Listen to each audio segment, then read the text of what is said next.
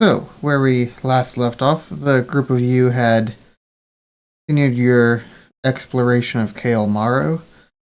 Underwater, doing some light swimming, some nearly dying, um, but have, by the power of the gods, made it back to, dry land in one piece.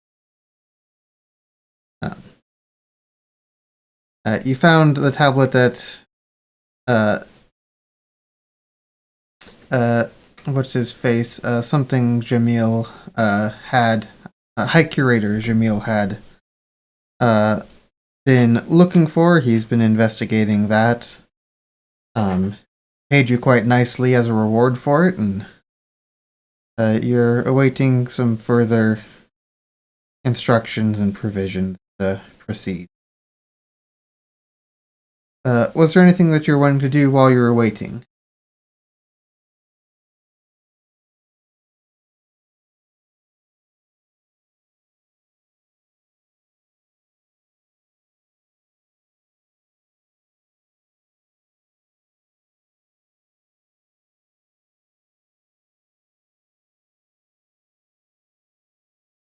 All right. Yeah, definitely a good solid week that you can get into that and really focus in on learning the basics of it.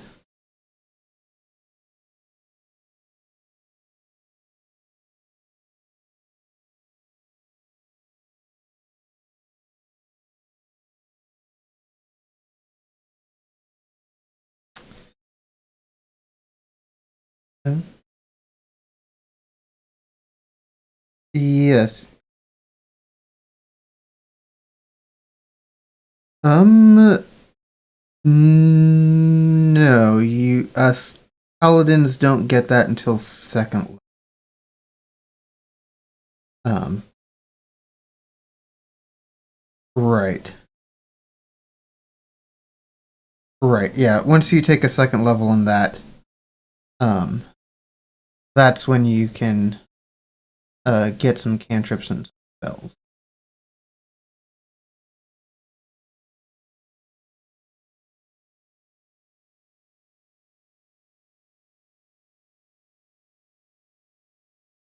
Okay, so you do spend some time though learning the basics of being a proper paladin. Um,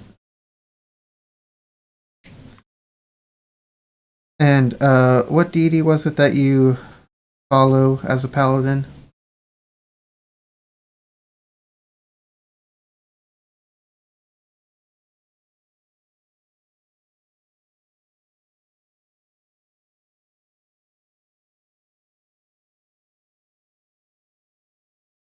Your guess is as good as mine. Okay, good to know.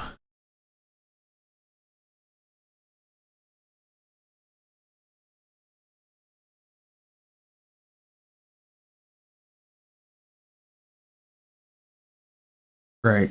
Okay, cool. Noting that for future use, should it come up? Yes. Much abuse.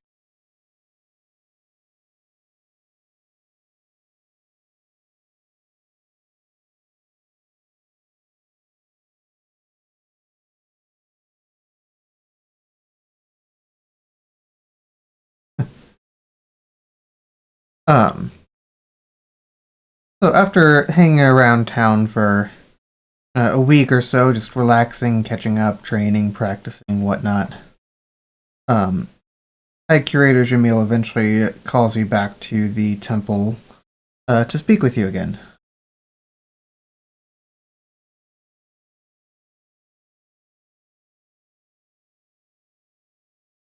Uh,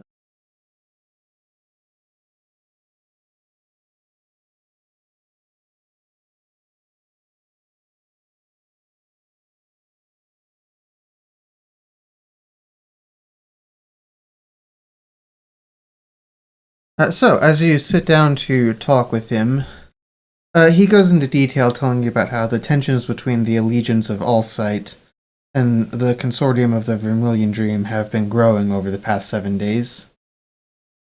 Um, they've learned that the rift to the Netherdeep is guarded by an aboleth um, that believes it is the Apotheon of legend, defending its realm against invaders. Um, and the Apotheon is said to have died in Kael Morrow at the end of the Calamity. Perhaps the aboleth is indeed some bizarre manifestation of the fallen hero. Um, so we've got a couple of tasks we'd like you to accomplish one of them. Option A, if the aboleth is truly Elixian, it might listen to reason. If you can inform the aboleth that we are not enemies of the Apotheon and convince it to allow us to enter, that would be excellent. If that's not possible, or it's not actually Elixian, our alternative option is to slay it so that we can have access as needed.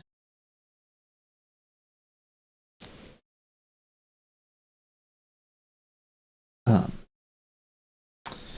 bit mo- yes, bit more dangerous than some of our previous missions with sent you on, so uh, we can offer you 1,000 gold pieces if you're successful. And don't die during it. Definitely, please don't die.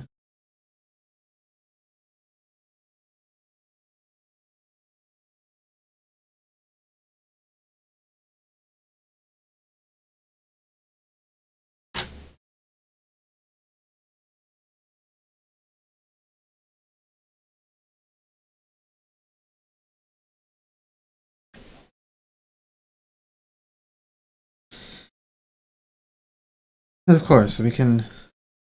You've worked well for us. We can front some of that up front as a advance on your payments.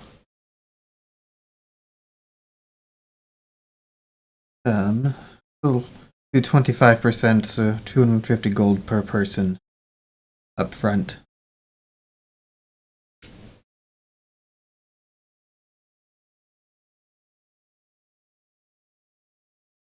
I believe one of the other concerns you all had brought up was difficulty breathing underwater.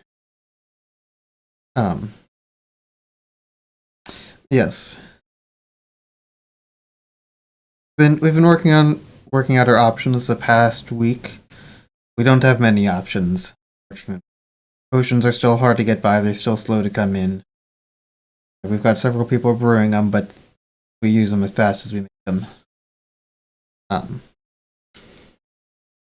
some of the equipment that you have turned into us, though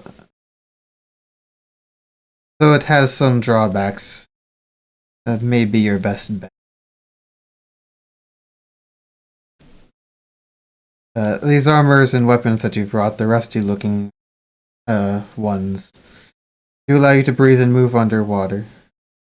Yes, they do have some side effects if you use them, but in the testing we've done, they seem to be quite minimal if you're just holding them. But you still get the benefits of the underwater breathing and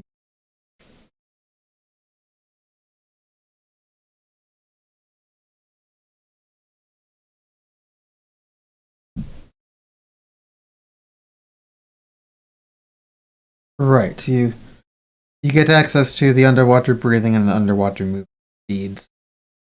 Um, you generally avoid some of the risks of extra uh, corruption and exhaustion. Uh,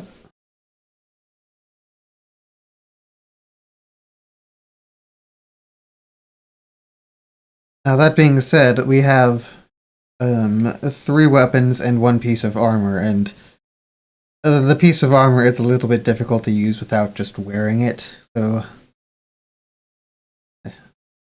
he looks over at Brim and Havel. One of you two might want to put this thing on. Pulls out a set of plate armor.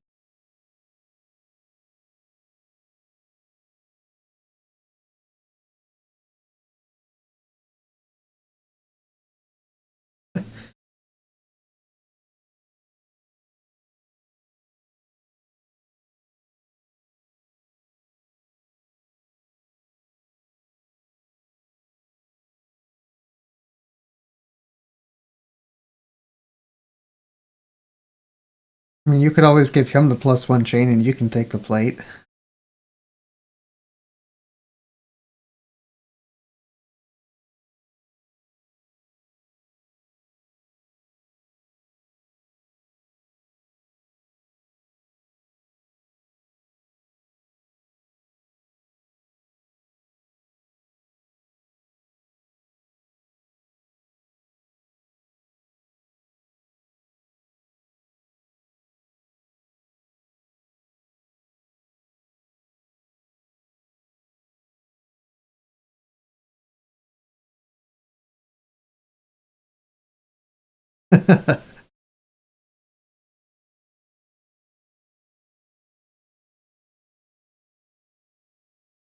Okay.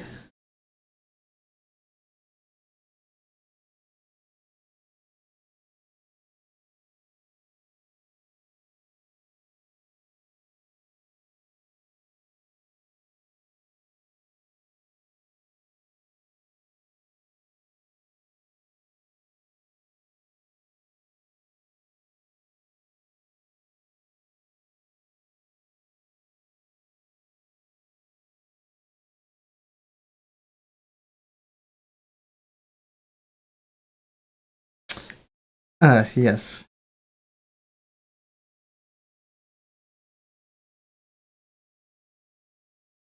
Alright, I have moved your armors around for you. You both have a nice armor class of 21 now.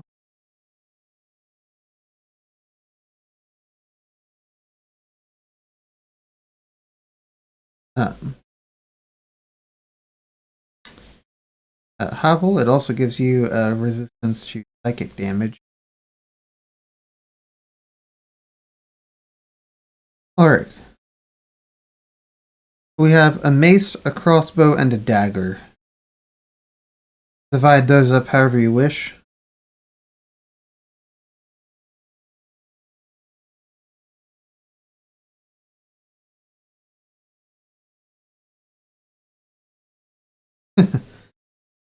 Mm-hmm.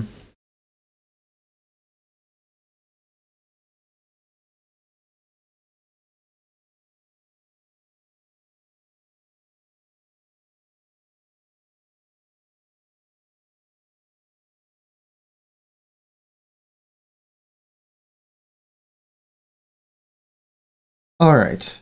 Xerxes.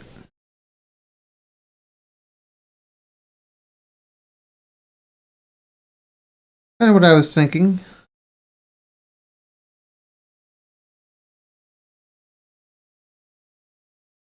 Alright. Dagger.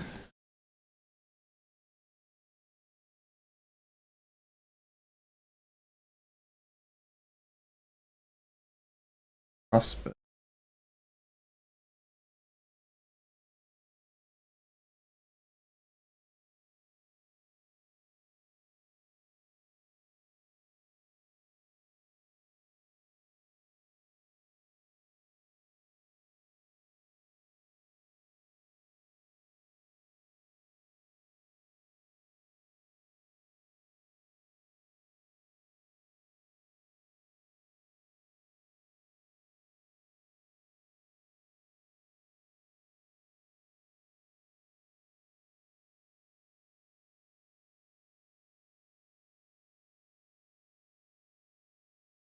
Okay.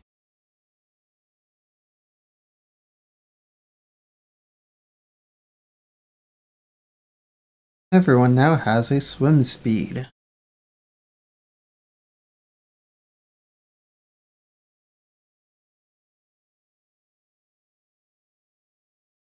Sure. So, having a swim speed gets rid of the disadvantage from making underwater attacks without the small list of weapons that don't get disadvantage. So, attacks are all back to normal. You can all breathe underwater now because of your weapons and armor. Um, yeah, so being underwater now is not a challenge for you guys. Quite useful considering where you're going. Exactly.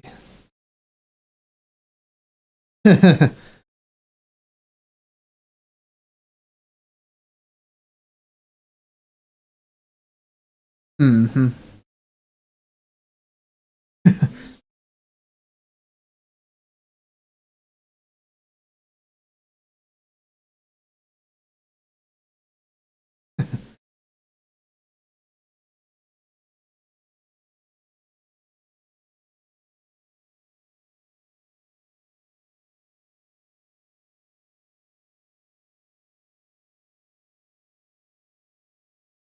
So, with all of that equipment in hand and a task laid out before you, what would you like to do?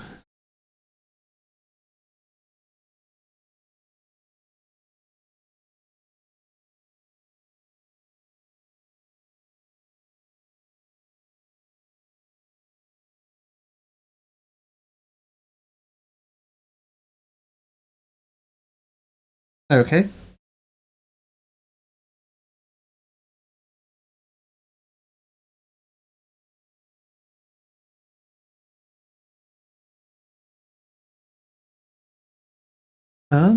Let's.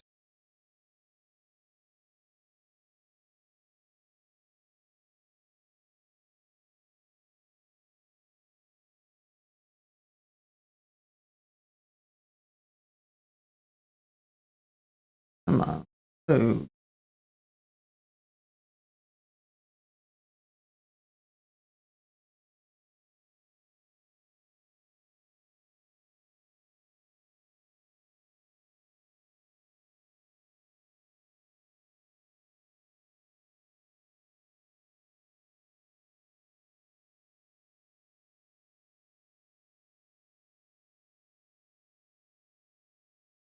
let's see. A greater healing is uncommon consumable, which means I typically price those about 200 gold pieces.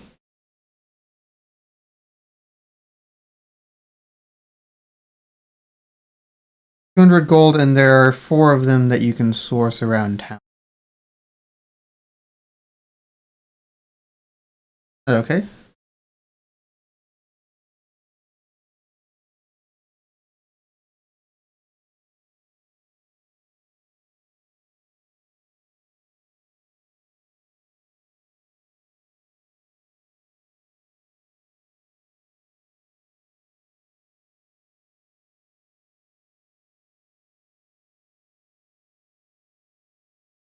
Alright.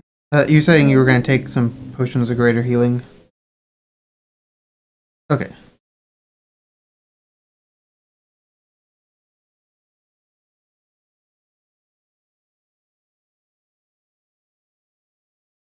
Okay. There we are.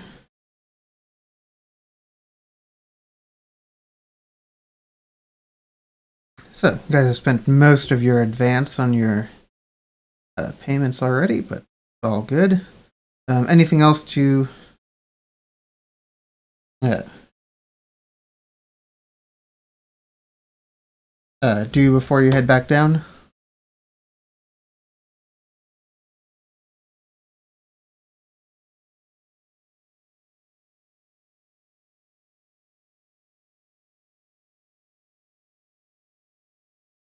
It's the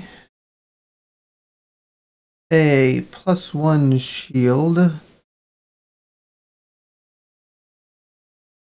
is uncommon item.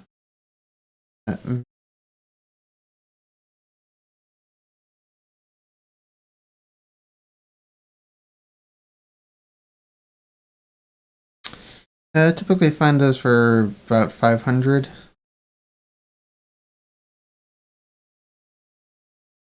Okay. Yeah, not too hard to find one of those. Yeah.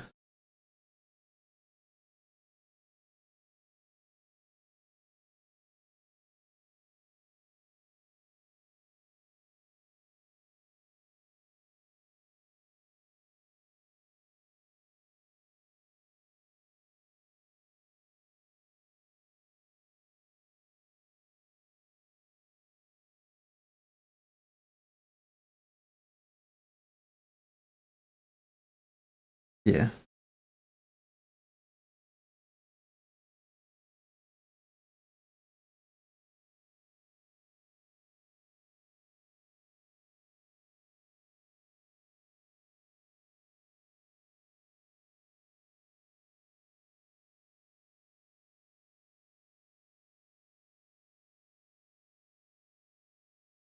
Um.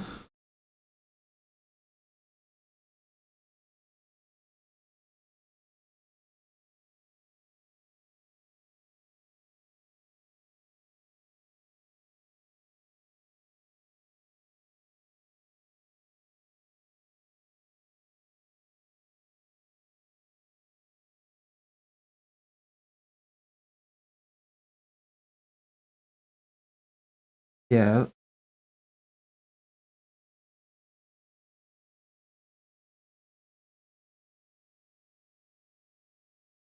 I see what's happening. The effect for the shield was getting added twice. Yeah.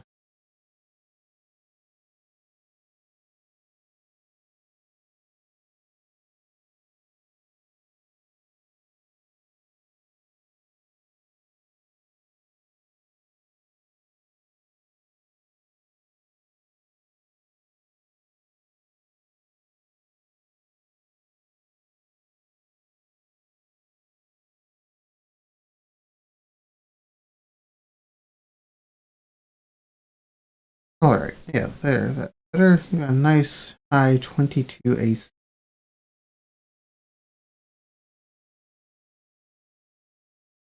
That is quite nice. So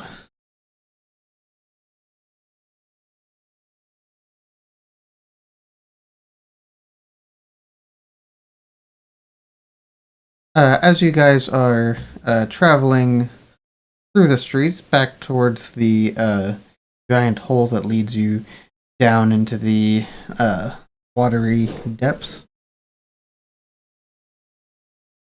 you notice someone in the streets staring at you for a moment oddly.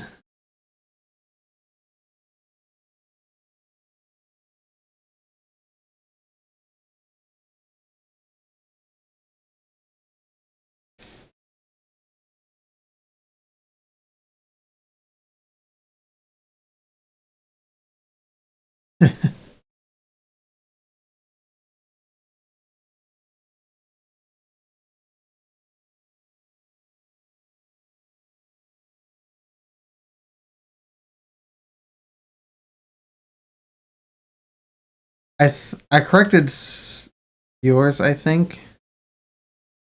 I saw that it didn't do it quite right, so I think I corrected it.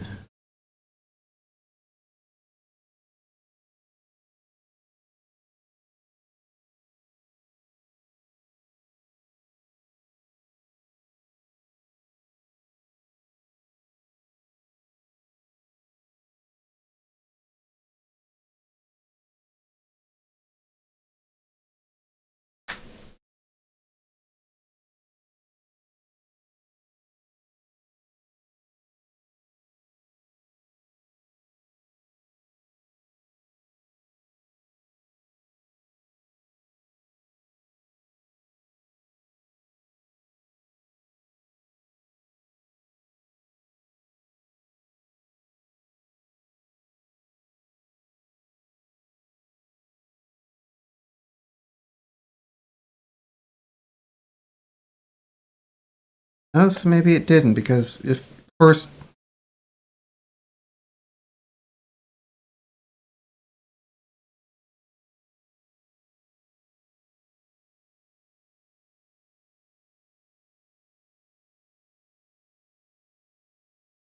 yes, maybe we didn't. Yeah, go ahead and fix that.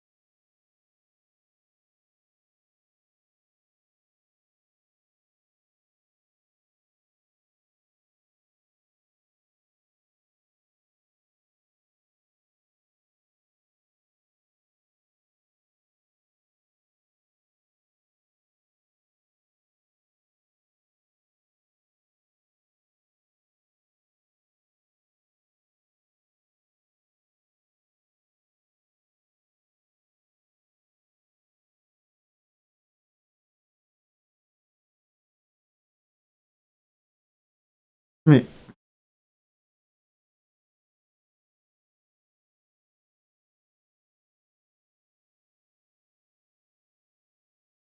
That works.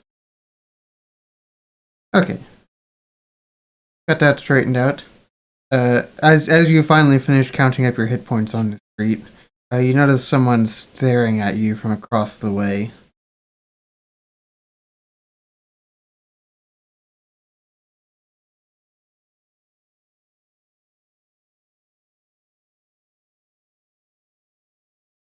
It-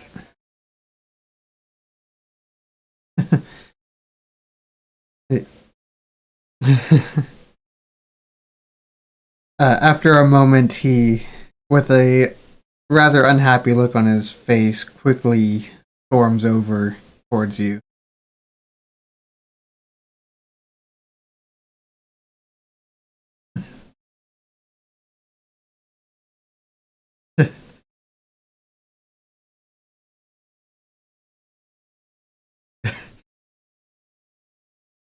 uh, when you get close to each other, he calls out, "You! I knew I'd find you eventually."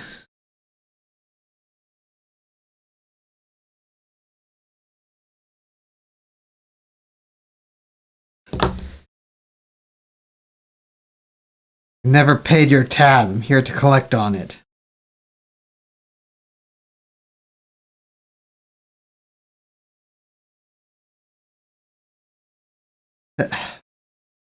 The tab for back in Bazozin. Came into my tavern, ate food, put it on a tab, and left without paying.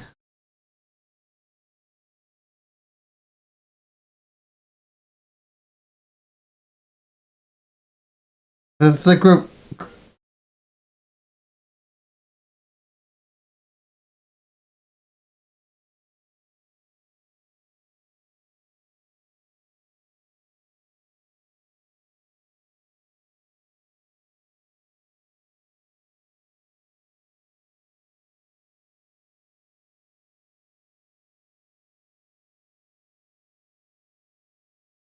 You owe me. He pulls out a notebook. 6 gold pieces for food, drink, lodging, and plus taxes and fees.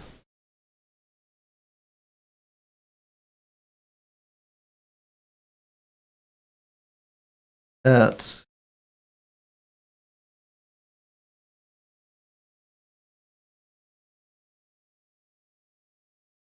yes. Uh, the ready room.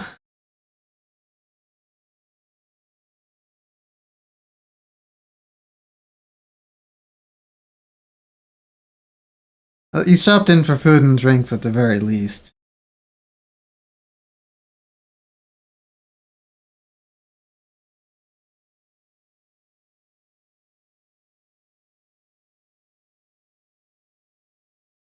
Uh,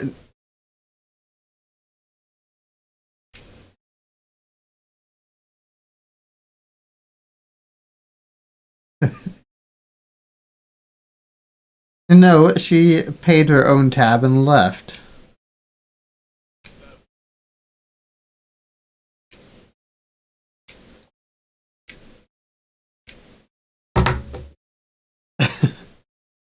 Well, she didn't, so you need to pay for what you owe.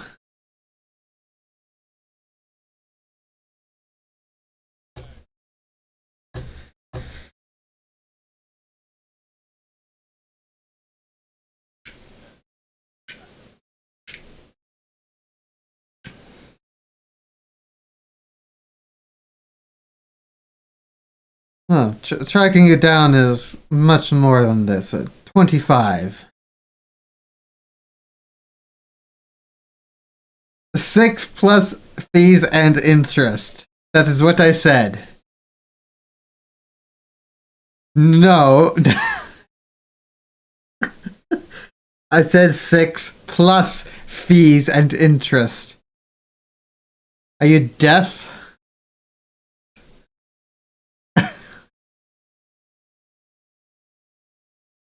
Never.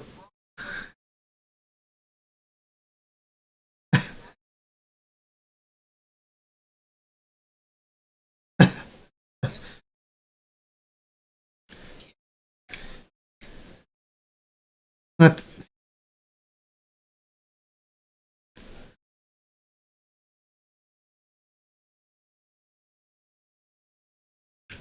yes, but that was without that money for months.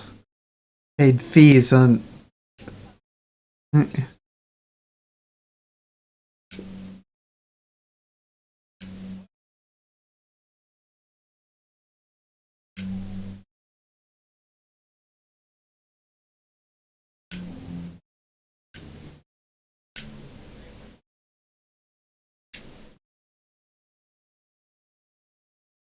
Well, if that's what you insist on, I mean, I have receipts on uh the fees that I had to pay my vendors because I couldn't afford to repay them.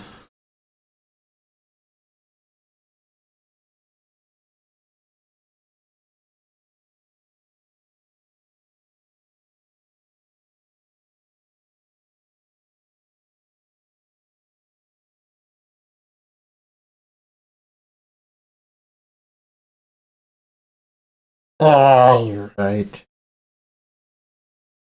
You're right.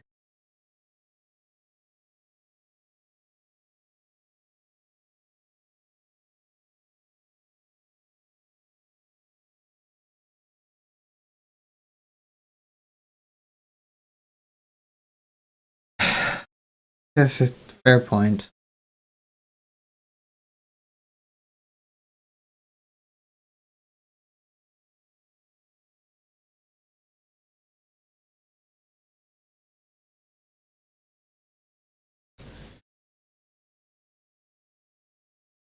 I appreciate it.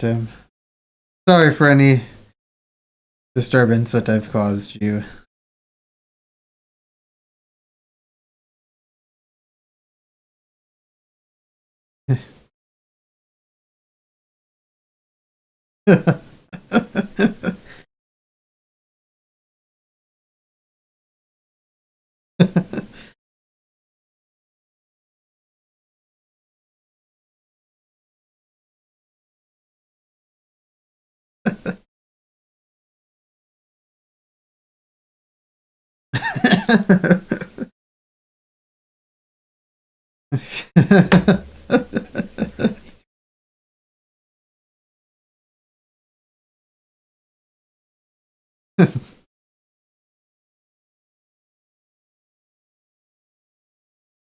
So, with that out of the way, you guys descend into the water depths once again.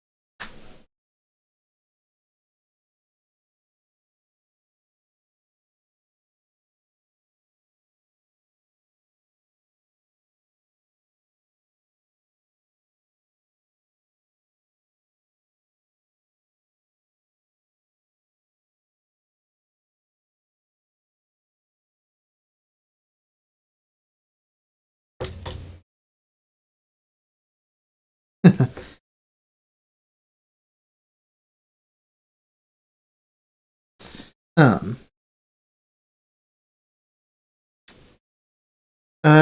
Yeah, your assumptions I think are in the right direction.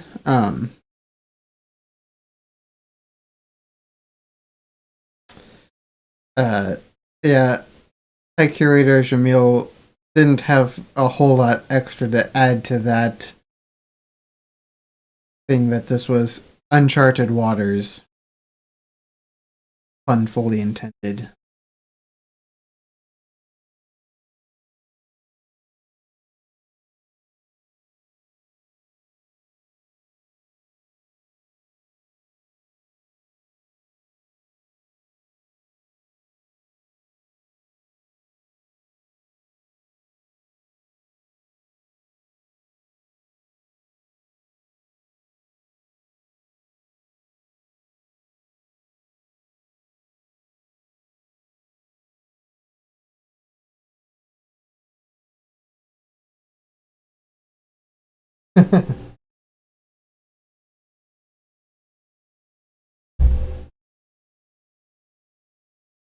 Amazing how that works out sometimes.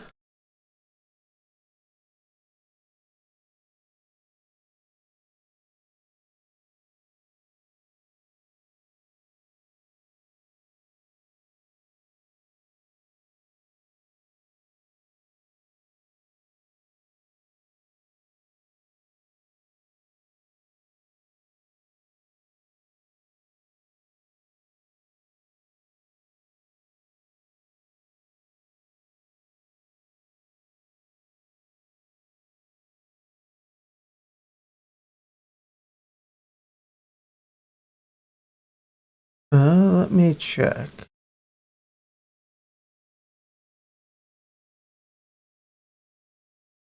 Uh, Paladin.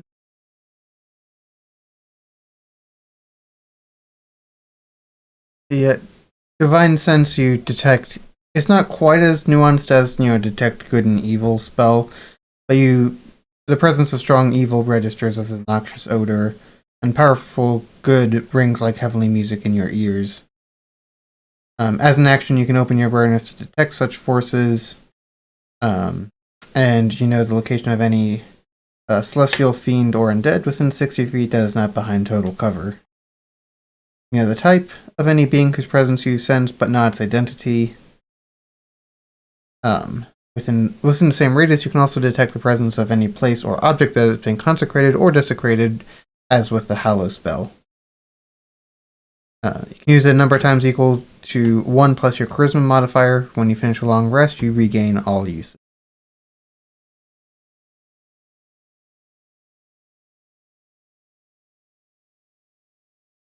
Pavel has 6 use.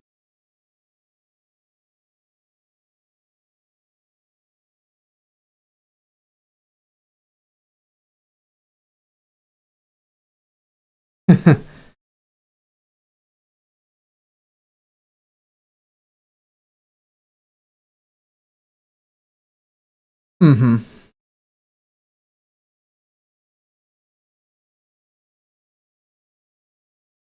Yeah.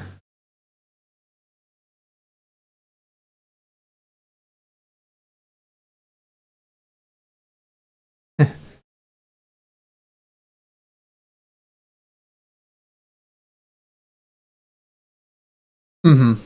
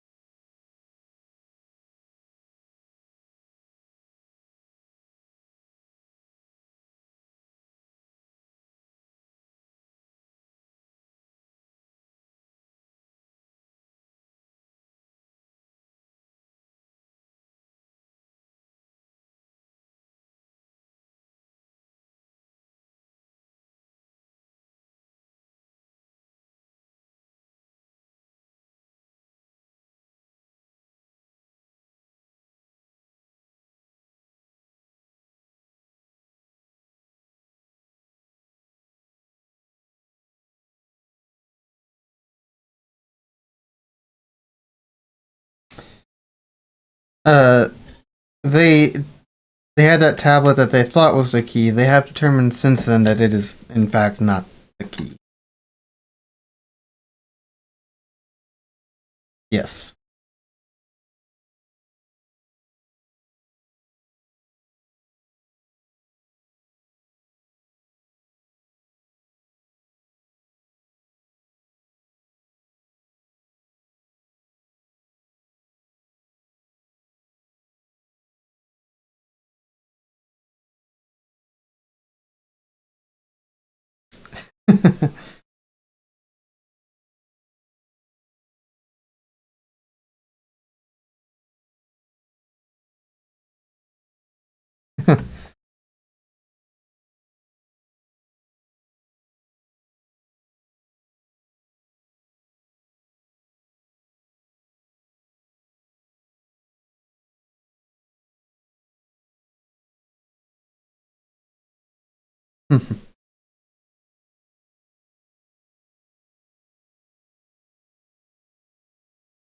Mm-hmm.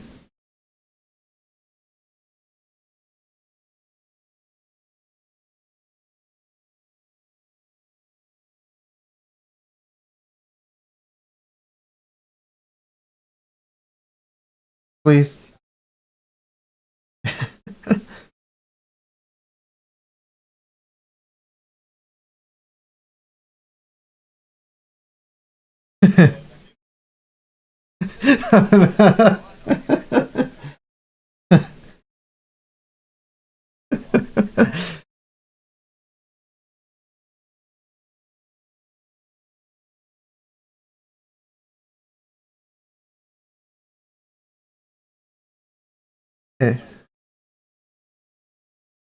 uh, yeah, let me get you caught up.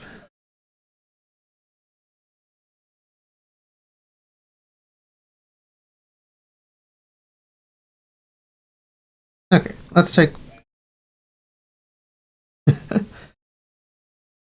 All right, welcome back. You guys step into room 10, the building you'd previously fought those crabs, and to find the crabs are all dead, crushed, smashed, obliterated, but not by your own weapons. Certainly not in the condition you left them in.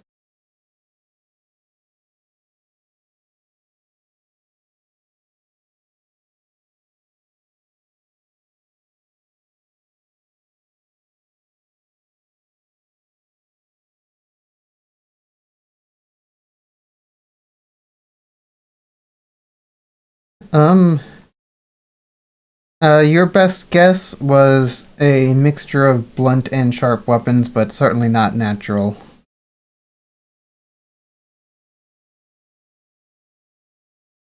Mm-hmm. Yeah.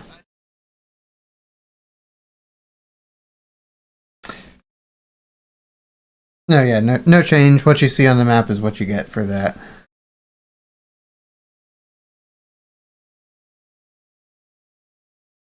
So far as you know.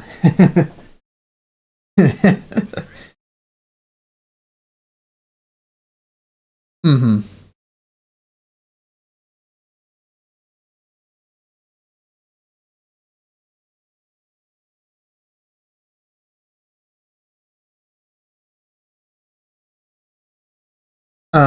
Give me a medicine check.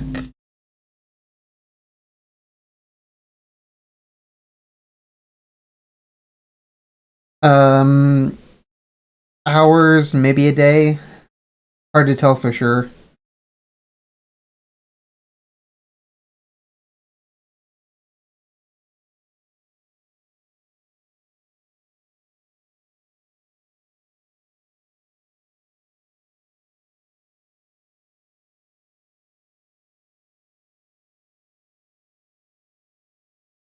You guys look around the room though. You don't find anything else of interest besides what you found the other day.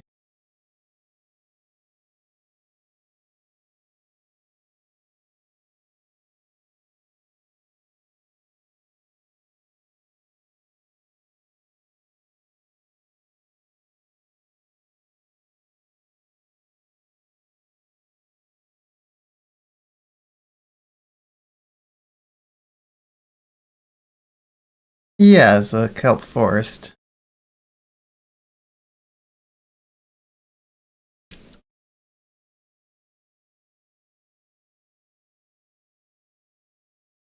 Not that you can tell from that distance. You'll have to get up into it to investigate it.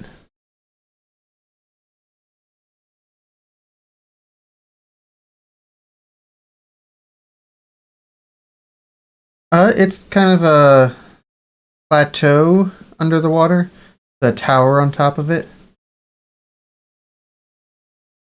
The pathway leading up. Yeah, yeah.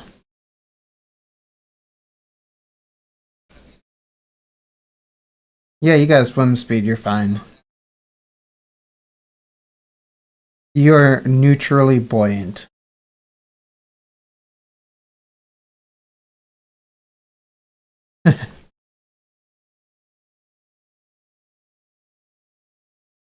So, you step inside. This, watchtower is perched on a high hilltop overlooking the rest of the sunken city. The structure is roughly 30 feet high, but used to be taller. Part of it has collapsed, leaving the remaining structure with jagged crown of loose-fitting stone, and a single stone door on ground level. Inside, you find a crumbling staircase following the inside wall as it climbs to a 15-foot high balcony. Stairs continue upward until they disappear a few feet short of the open top of the tower. Um, I should probably. These should not be hidden. Uh, Armed wraith-like forms move about inside the tower, like a battle-ready garrison that doesn't know the war is long over. Uh, Floating a few feet above the balcony is a pale, spectral orc.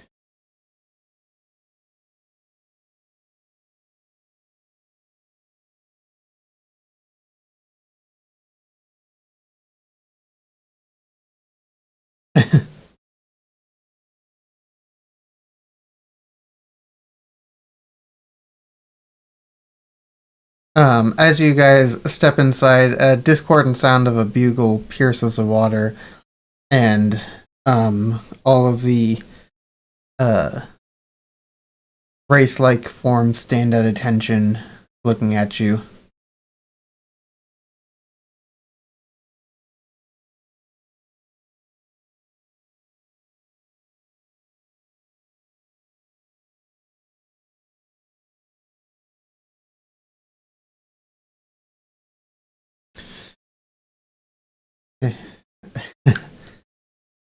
The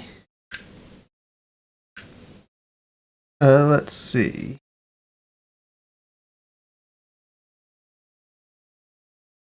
One of the ones up on the balcony calls out, um, that we are the last wardens of the drowned city. Any invasion here is unwelcome.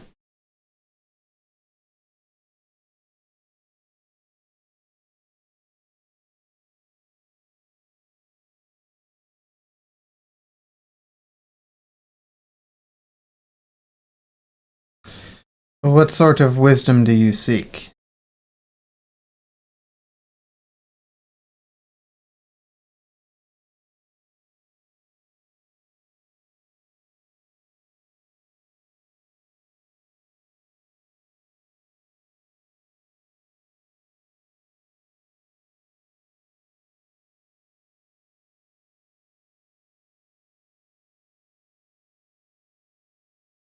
Why would you want to go there? Nothing but danger awaits you.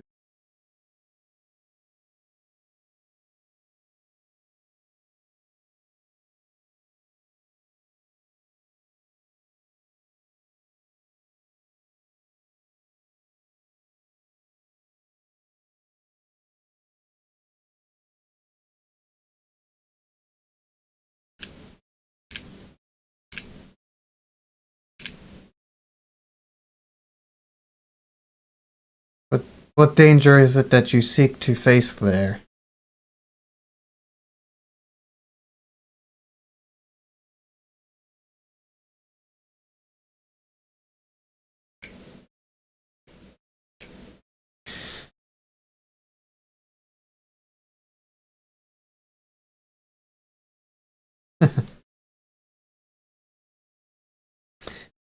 Yeah, I think Elixion is what you are looking for there.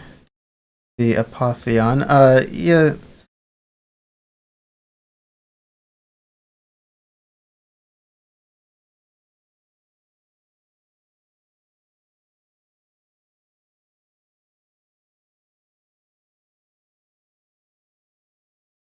Uh,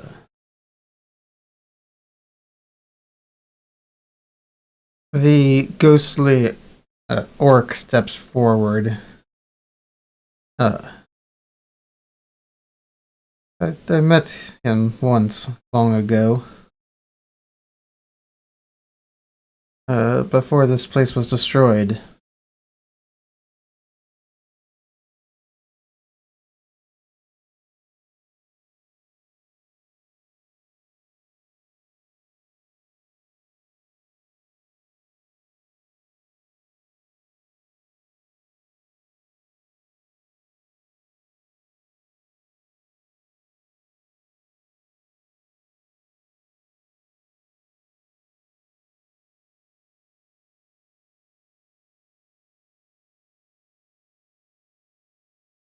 Do you pull out the jewel to show him? Okay. As you're doing that, he's muttering to himself, "No, he can't be alive. It's impossible." But make a persuasion check with advantage.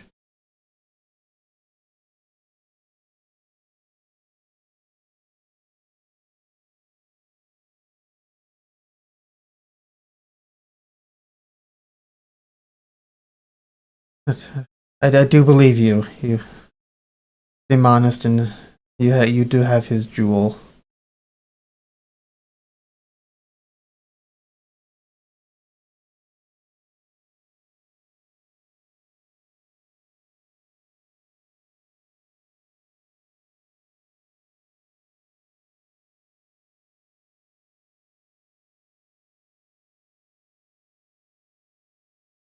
Of course. We, if he is still alive, I would like to help you in any way that I can. So I wish not to leave Kael'Mara. I can help you while you are here until you journey onward.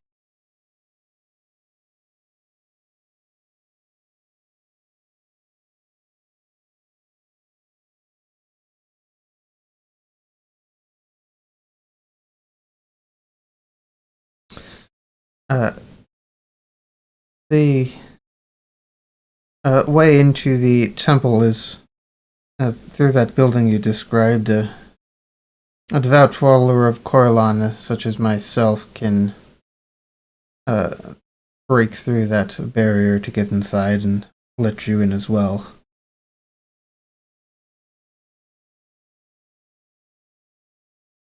Uh, the aboleth that I'm sure you've been made aware of will need to be dealt with before we can proceed. Before you can proceed into the Netherdeep, though. Um,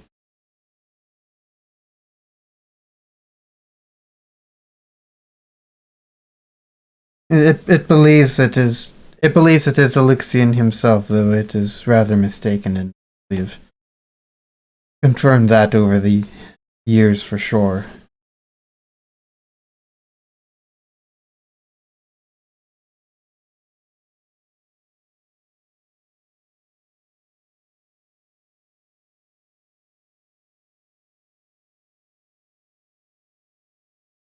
But please, lead the way. We'll be behind you.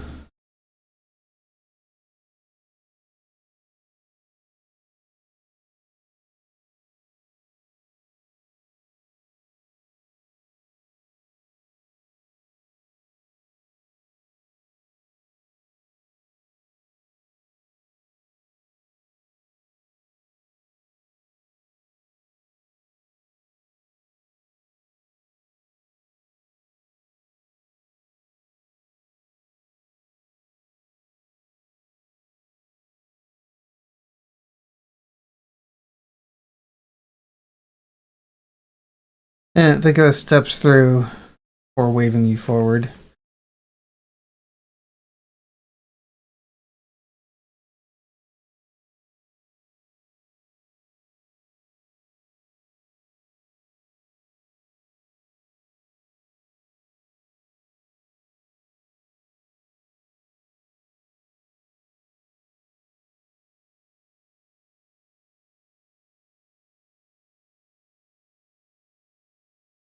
Um, as you all enter, an image comes into focus in your minds. Alexian is on his knees in this place, his head bent and his expression haggard. He looks old beyond his years. He raises his gaze to the statue of Coralon, his eyes clear despite the exhaustion showing on his face. "Whatever it takes," he whispers, his voice filling the room. "Even if it costs me my life and my soul, I will do what it takes to protect them." The vision fades and you return to the room as it is presently.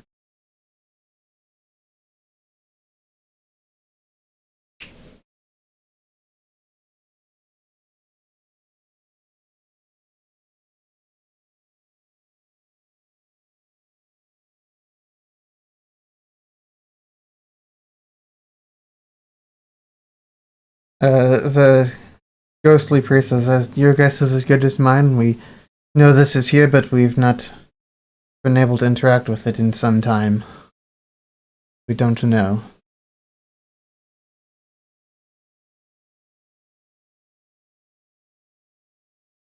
Okay.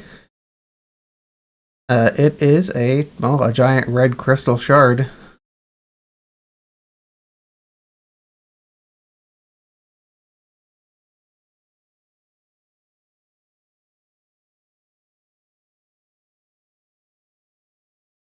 Um, make a wisdom saving throw.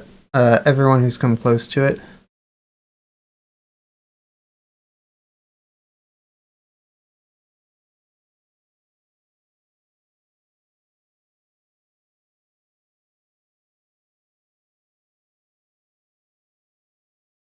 All right, you two are fine.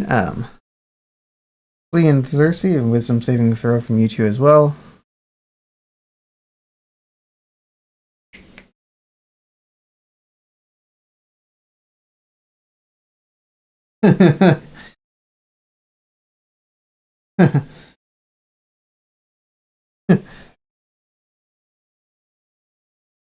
Okay.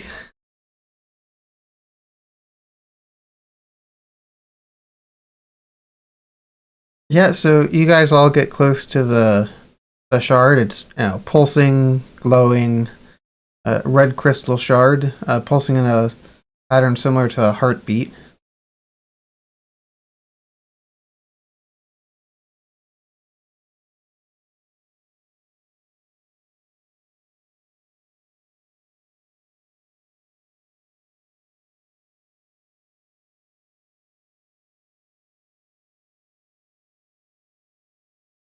No.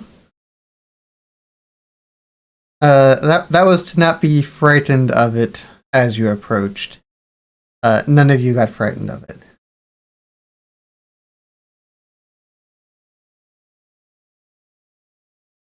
Okay. Brim, you get a second vision, just you this time. A wash of light engulfs you, as does the sensation of traveling at great speed. You're going down, faster than you thought possible, as a sharp pain blooms over your breastbone. You keep plummeting, the light diminishes, and then goes out. Suddenly, you're looking down upon Elixian as he floats in the blackness. His expression is one of slowly growing horror. He stretches an arm up to you, as though begging you to shake his hand and save him. "When you see me, permit me to leave," he says.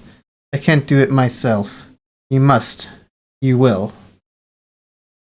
And as he says that, the vision ends, and you return to the room, and the rest of you, as you're sitting there watching him, suddenly see the red crystal lets out a loud hiss before suddenly cracking and exploding.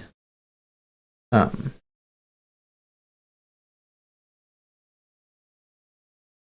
uh, those of you who did not see the vision see it flare with light just as it's shattering.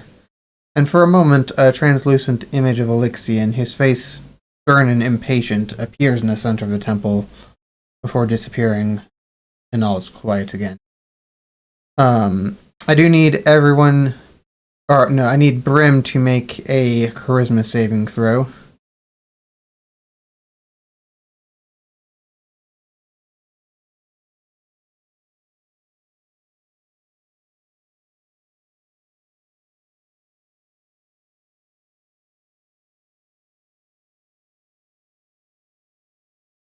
That is not sufficient.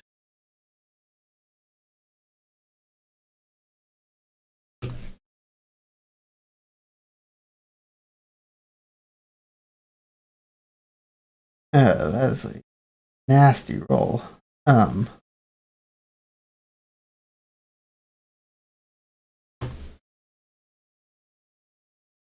Brim, you have taken uh 45 points of psychic damage and have gained 1 level of exhaustion from that.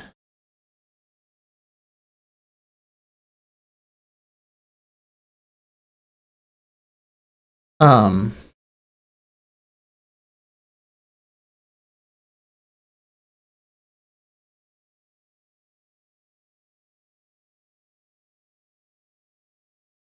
and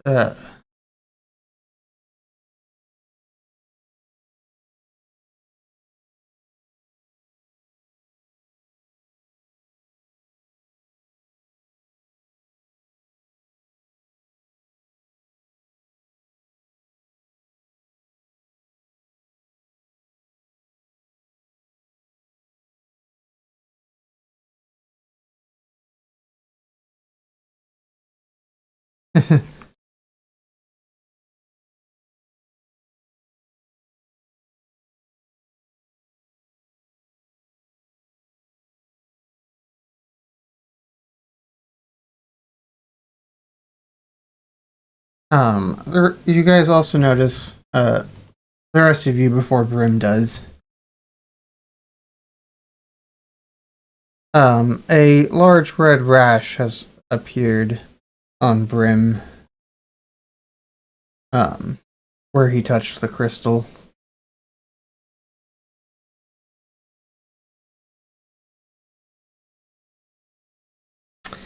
It does appear so.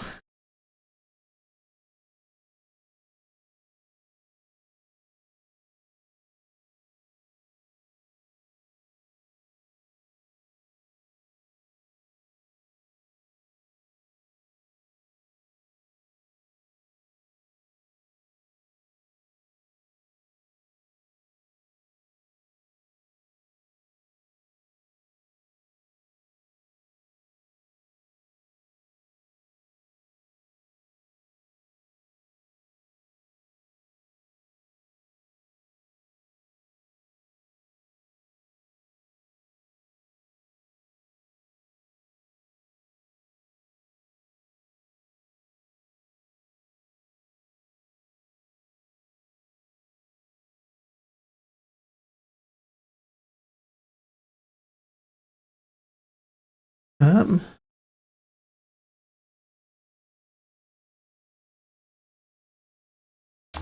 let's see.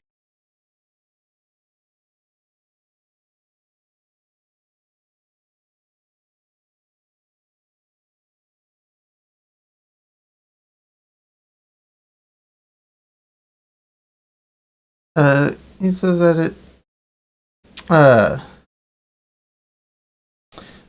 you all see the passageway open at the back of the temple as well. It looks like it might be open for all at this time. It's,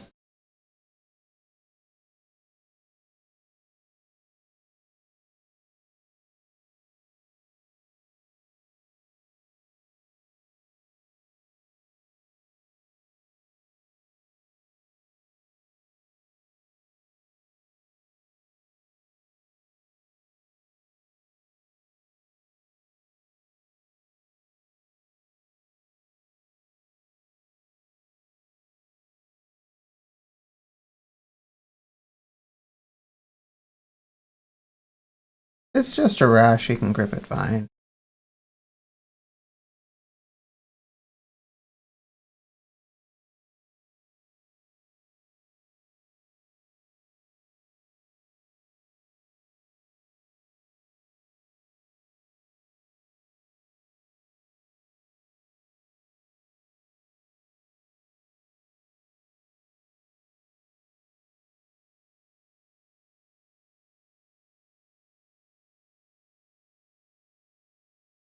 Alright, as you're doing so, give me perception checks.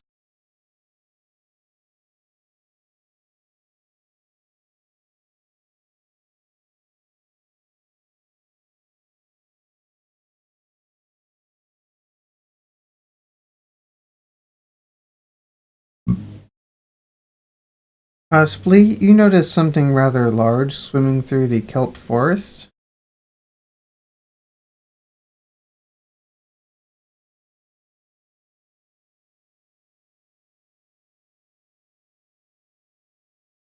Uh, Hard to make it out, but it kinda looks like a really large fish.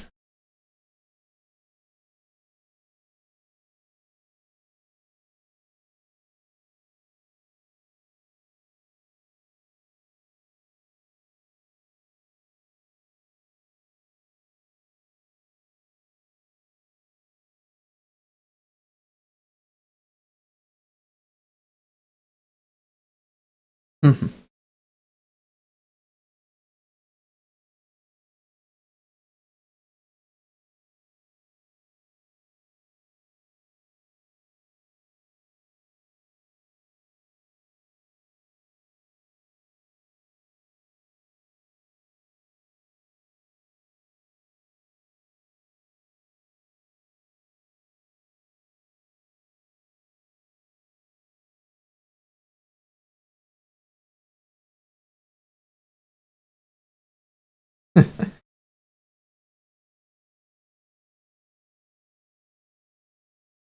Mhm.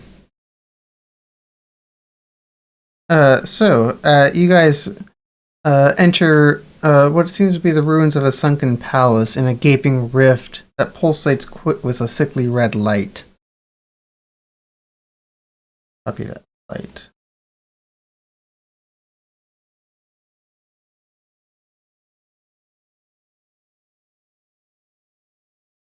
There we are. Pulsing sickly red light. Um, Black energy swirling with oily colors shimmers and hisses inside the opening of the rift. Glowing spines of iridium sprout from its edges, forming a jagged, partially intact dome around the space.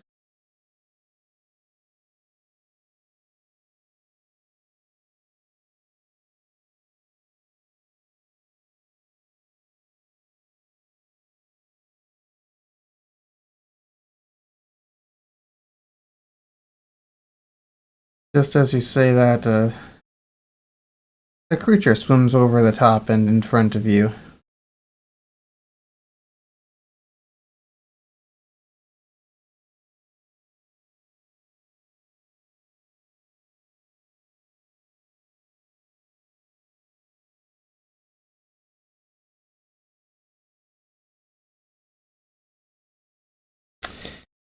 Does not appear to be.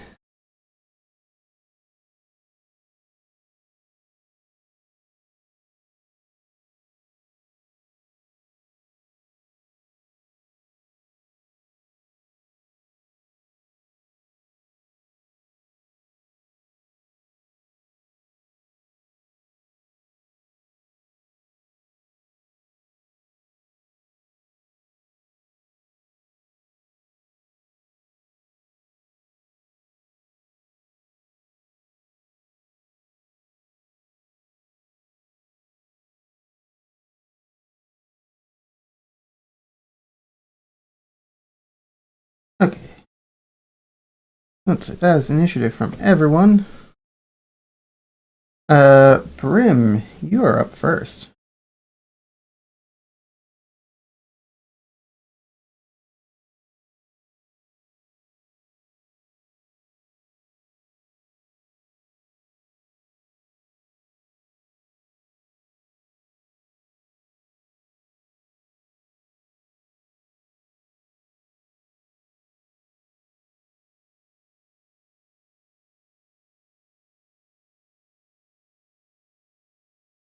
Did you mean to roll that with disadvantage? One level of exhaustion does not give you disadvantage on attack rolls, it's just your ability checks. No. No, it's not to level 3 that you get disadvantage on attack rolls and saving throws.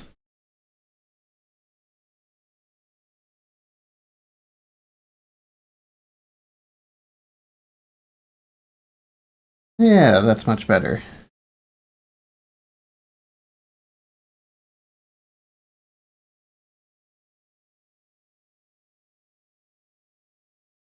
Much better. Exactly. Havel.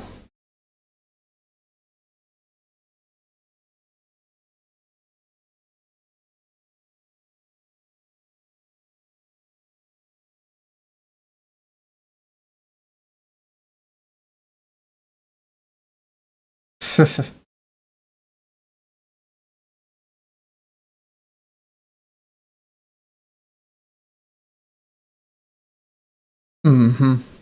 Splee, you are up.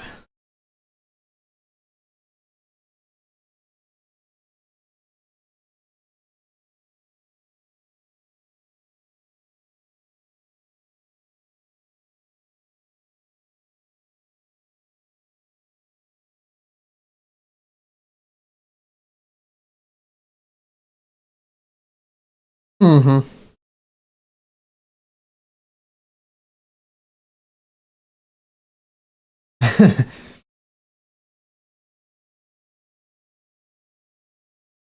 Yeah. Brim and Havel were not messing around with this thing.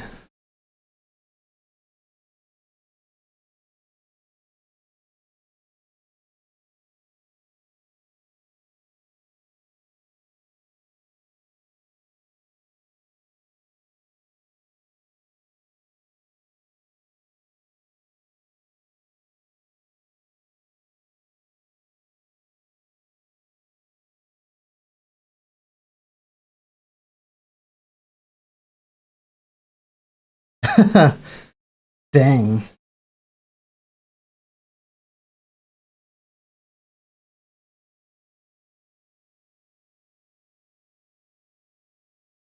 Um,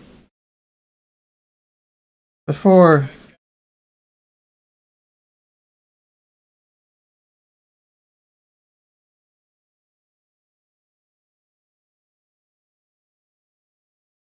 Oh, hold up. It's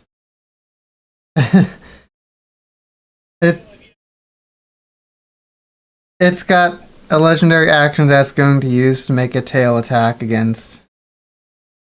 No, it does it at the end of Splee's turn.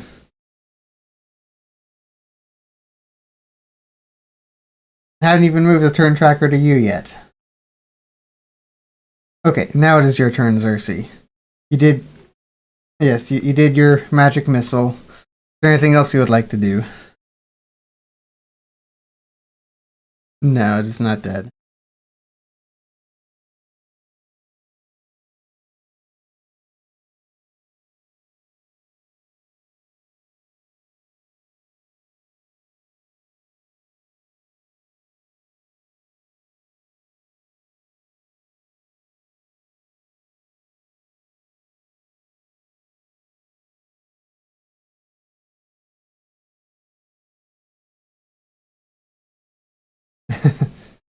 Alright, it's going to make another tail attack against um Havel.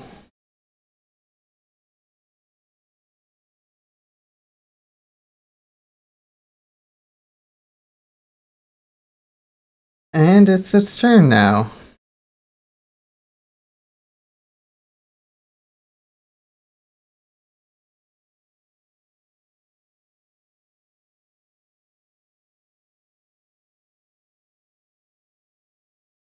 Now we're gonna try and enslave Havel. And he succeeded against that saving throw.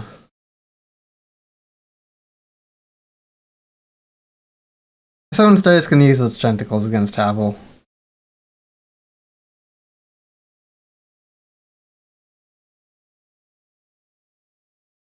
And we're gonna share it around a little bit.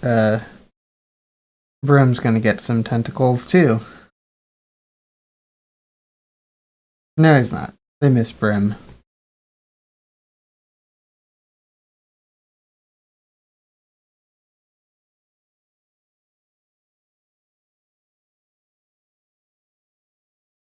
Alright, Brim.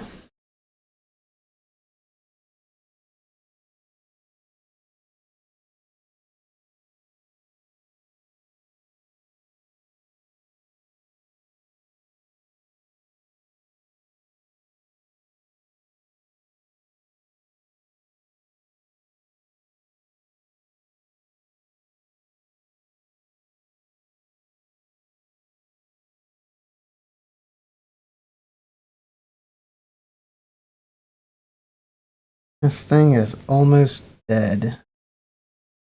Havel?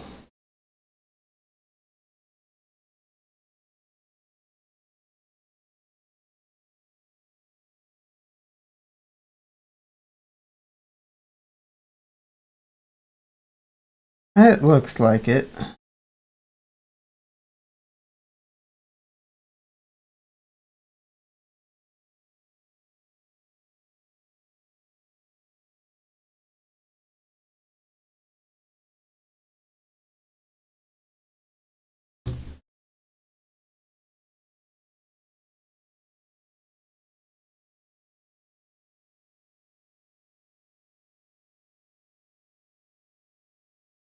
You notice that the ghost warriors behind you had held off some of the Aboleth guards while you fought the Aboleth itself.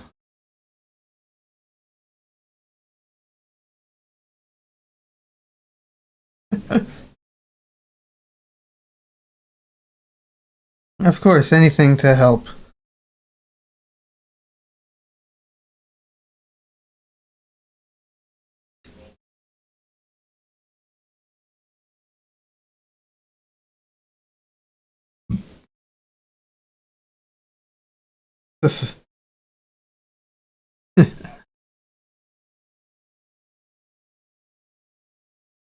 Okay.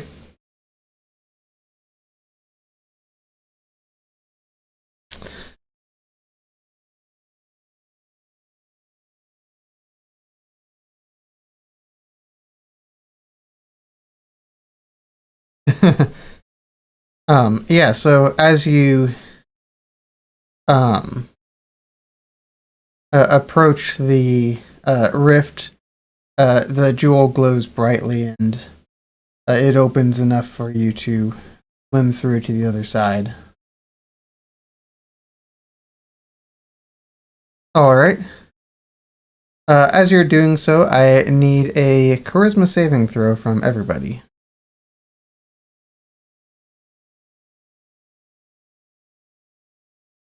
No, you just ability checks.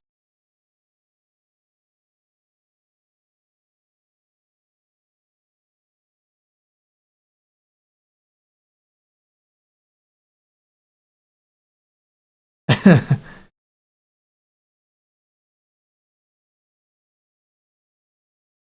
don't think that's how that works.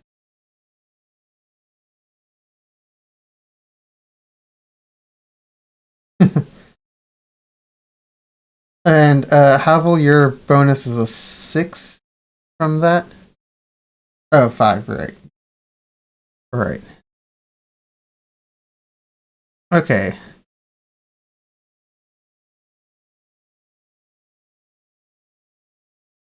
Yeah.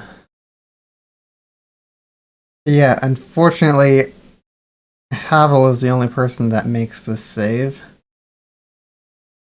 Um,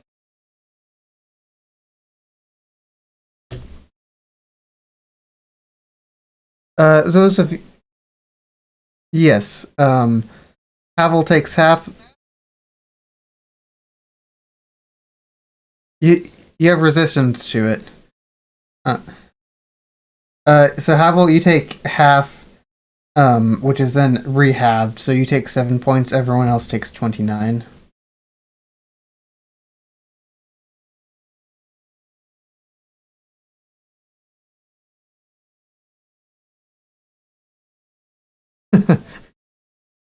Havel says, as a guy who took a quarter as much as everyone else.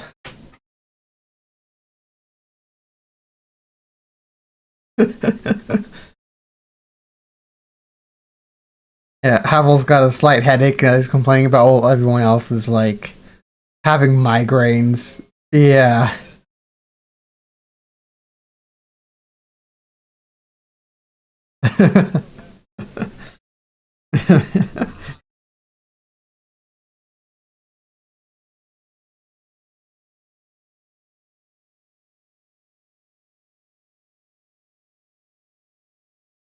But you guys do get through the rift. Find yourselves in the Netherdeep.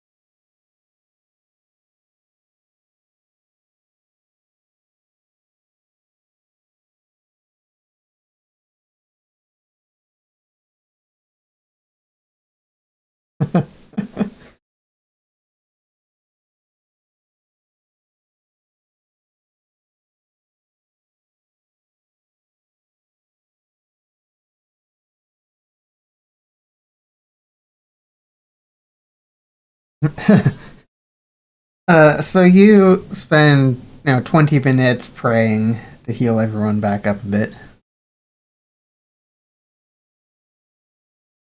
Yeah. Yeah, so you burst forth from the planar rift into deep, cold water. You find yourself floating 10 feet above the floor of a cavernous pit, the rift at your back.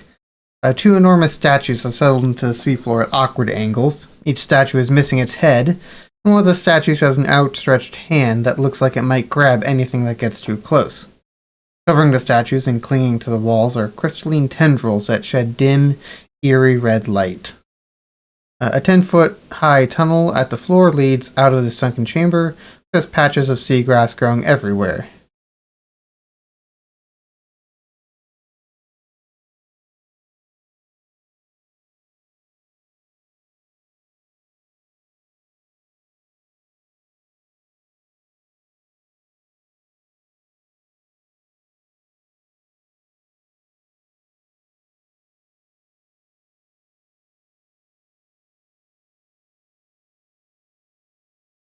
Yeah.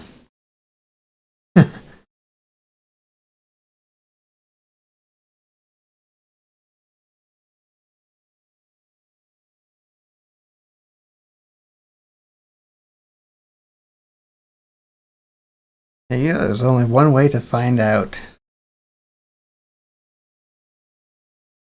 First, initiative.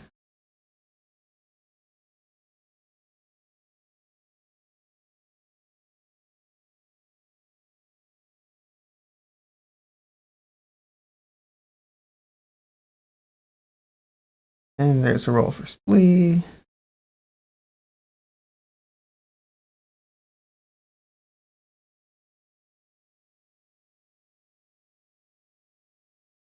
Alright, let's see. Well, these light devourers is up first.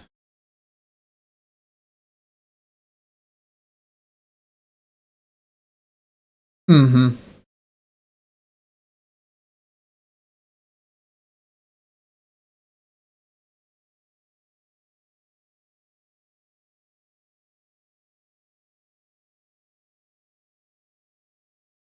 It's just gonna come over and make a couple of attacks against Brim.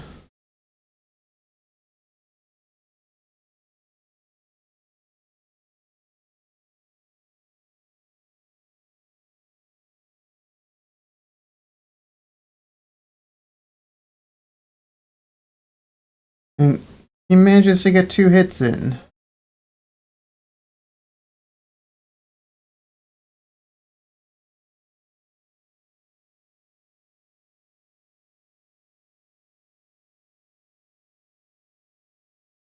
Oh, hold on, I know what happened.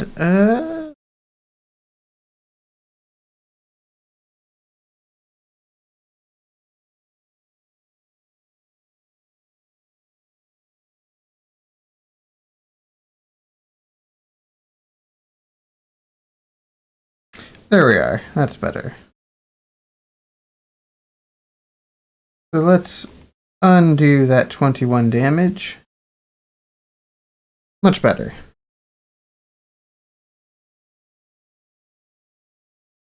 Mm-hmm.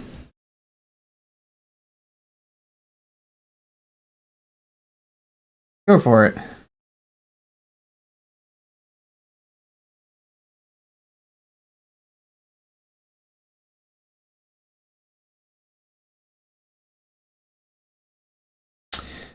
Much violent indeed.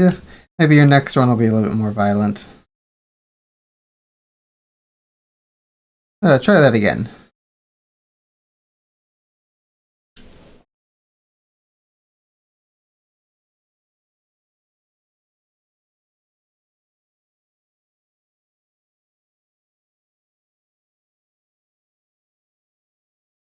Very nice.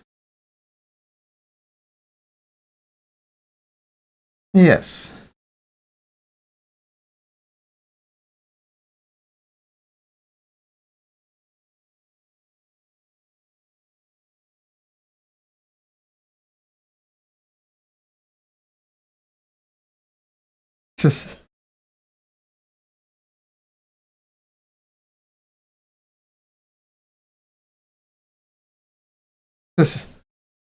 Hits Xerxes for 16.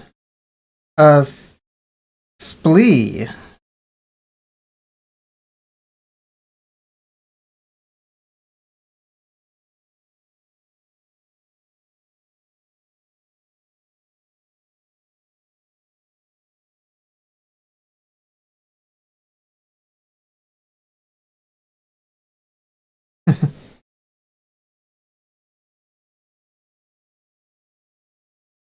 Yeah.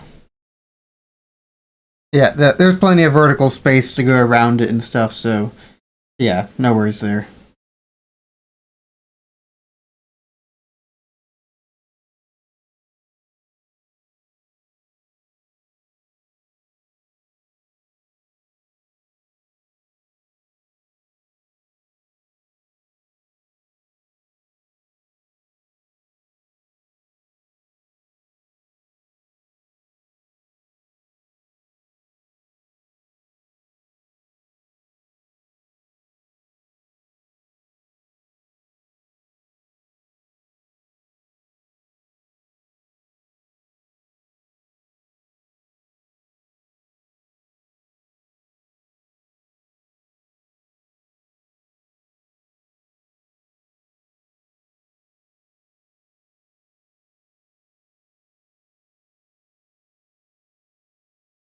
Alright, let's see. An 18 does hit.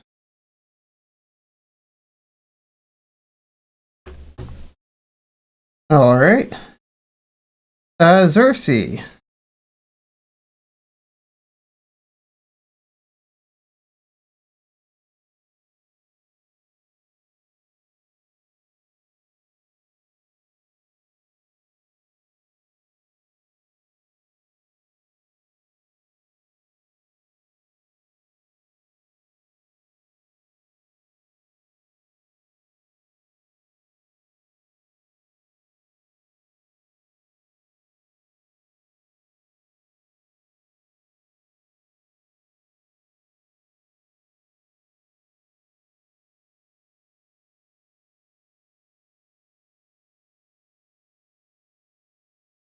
That's an awful save. He has been blighted. Havel?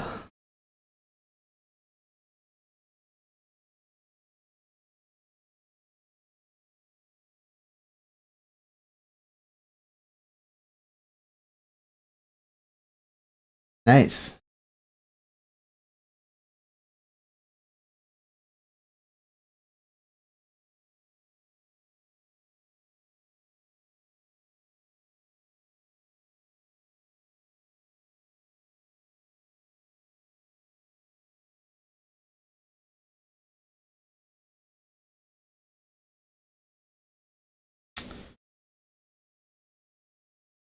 You find a radiant of your divine smite is not very effective against it at all.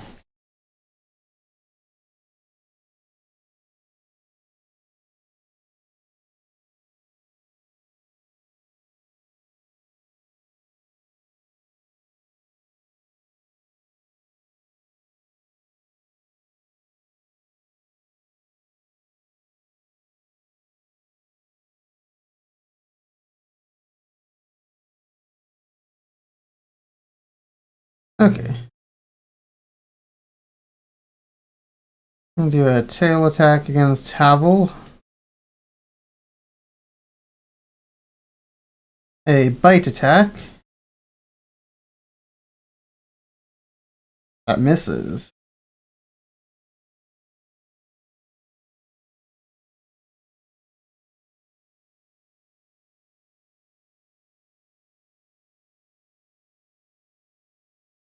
Alright, we are back to the top here.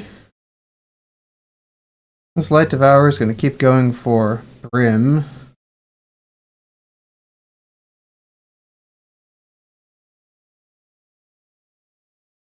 That's not hitting.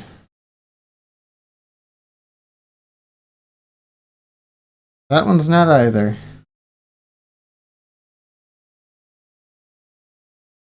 Brim.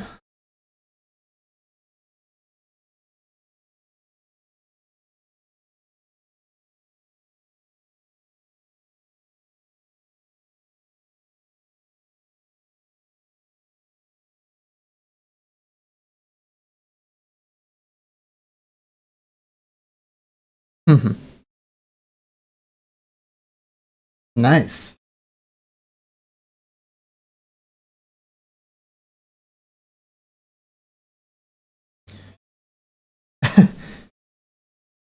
Rigged.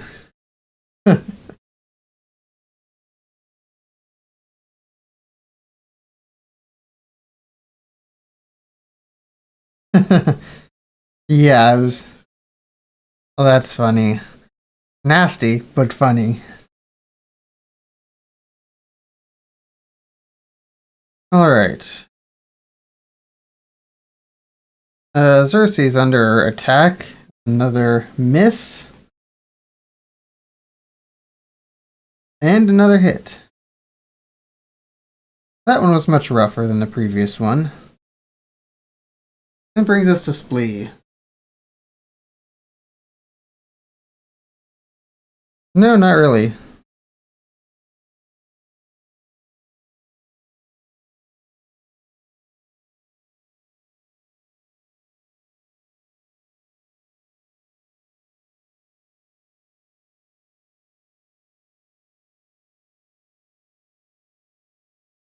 He tried to attack Havel, but didn't do a whole lot.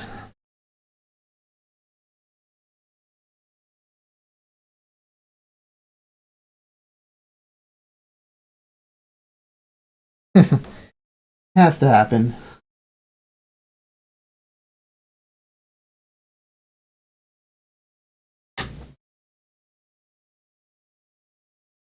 Nice.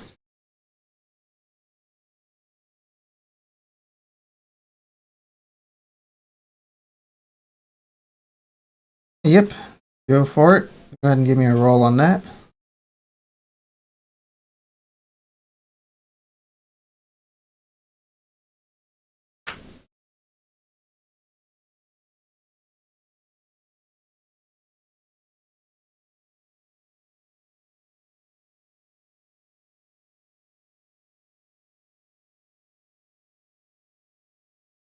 Yeah, just go ahead and cast it again. You can uncheck the box to consume the spell slot.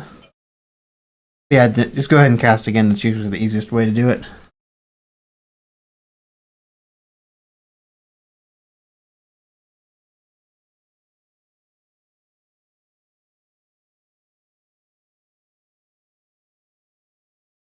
Six solid points of damage again. Nice. Xerxes.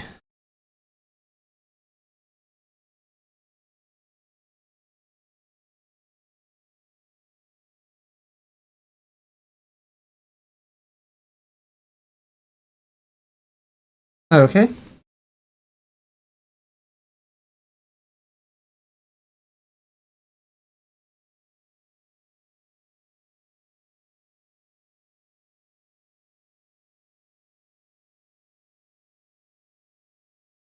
I'm sorry, what was that? Yeah, yeah. Tricky, but yeah, not a problem.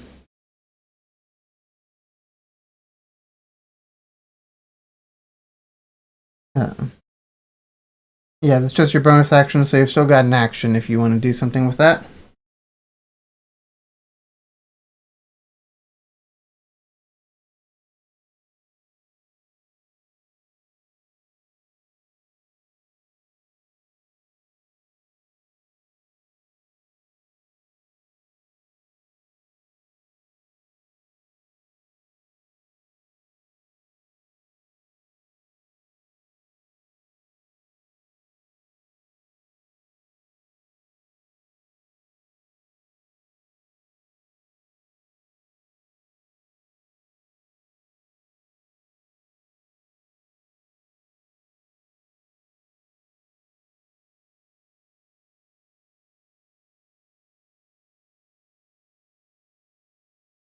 Alright, 13 points of damage. Havel.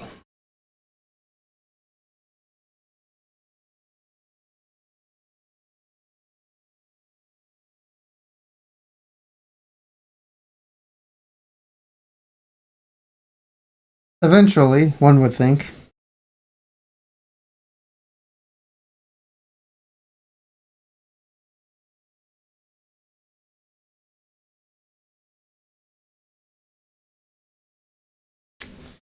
Alright. This Bloodfin's gonna try and attack you again, Havel.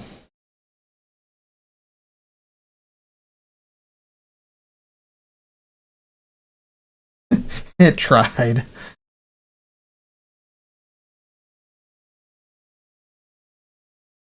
Alright, this thing, he's gonna keep going for Brim.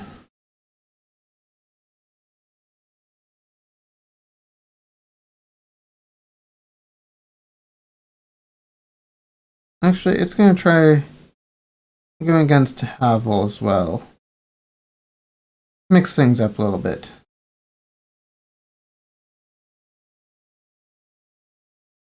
Brim.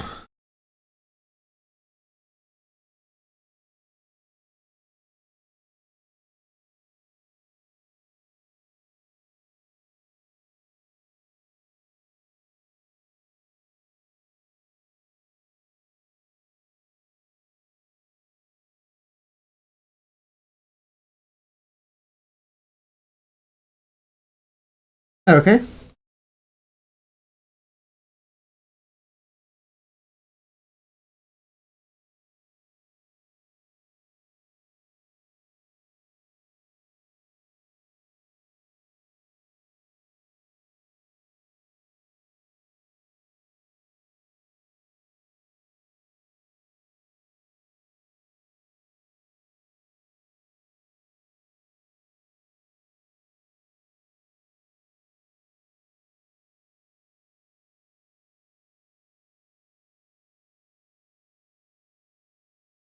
Yeah.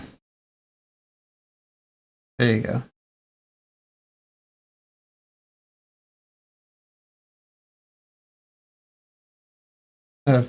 15 feet.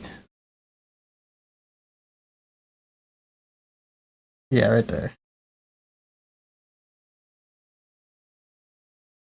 Okay.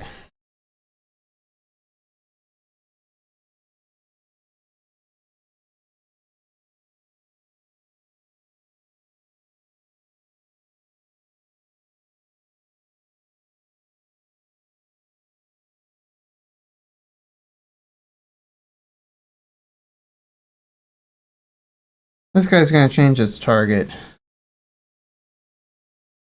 Wants to team up on what this big guy's going after.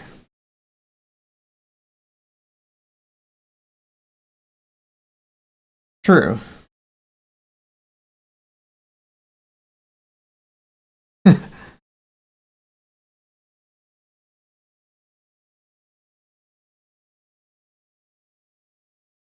Splee.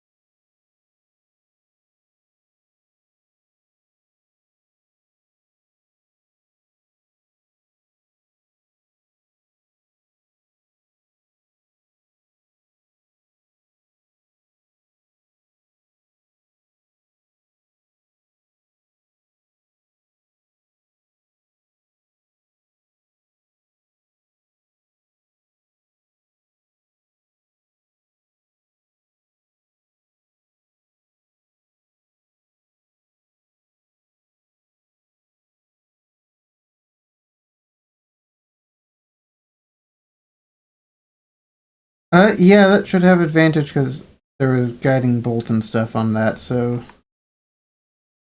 go ahead and roll it again. We'll see if it hits.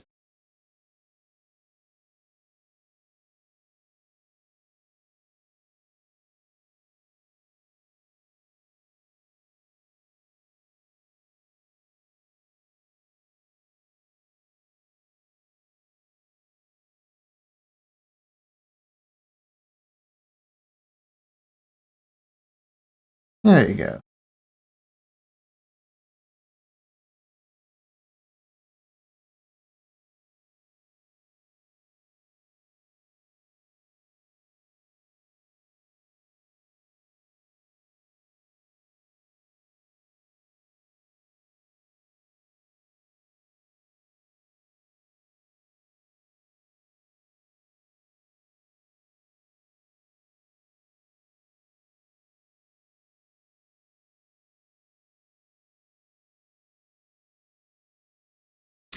Not quite a hit on that one.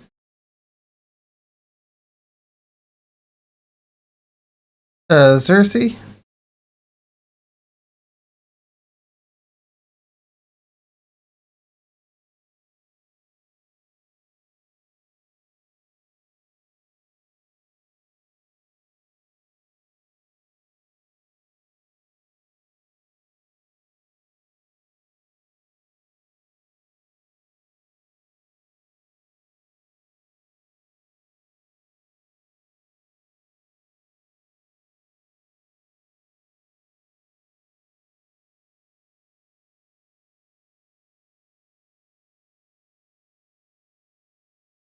Very nice. Havel.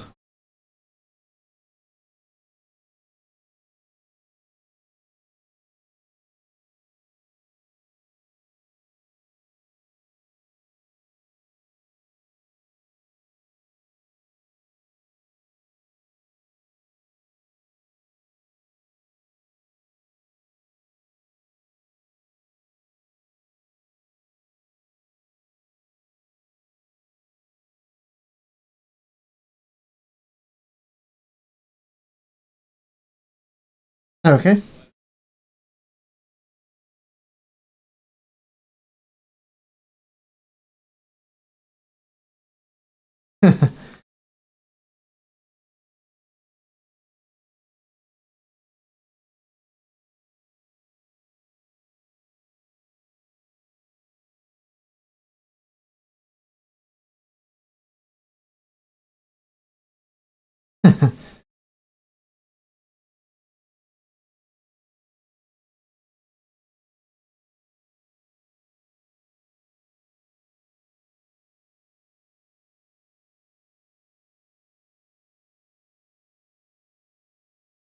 This one first.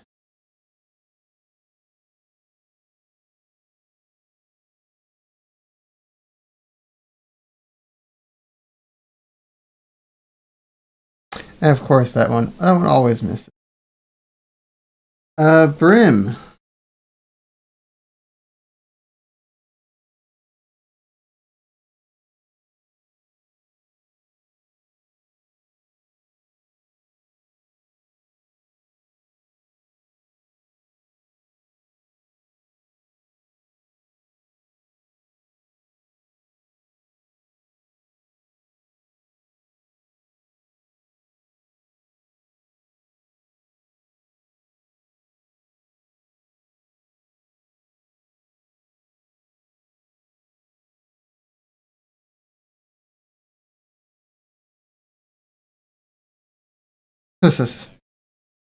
Okay.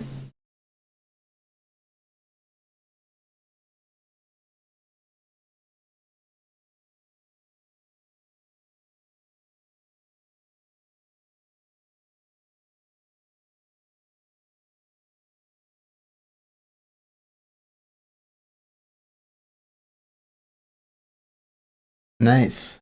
Solid set of blows there.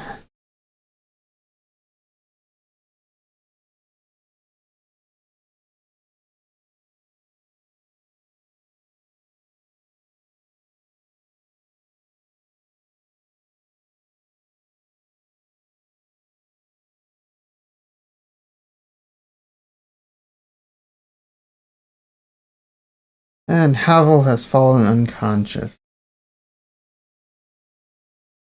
Splee.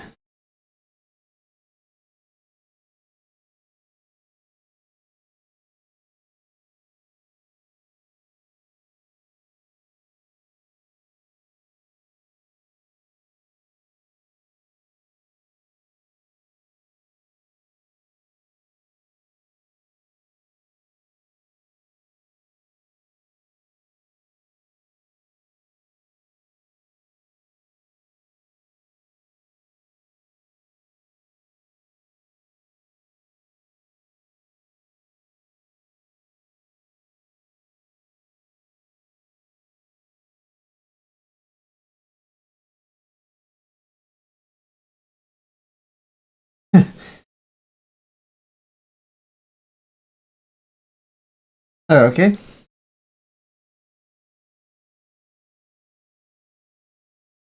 I'll just undo the healing if it applies to them.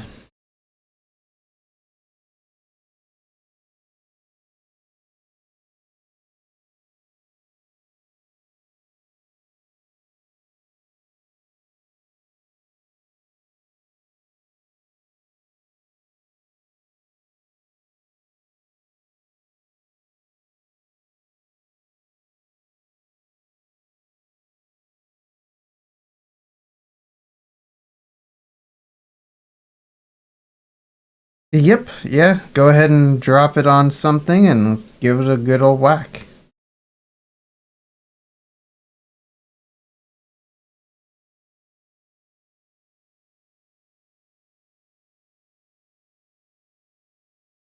Which one are you attacking with that?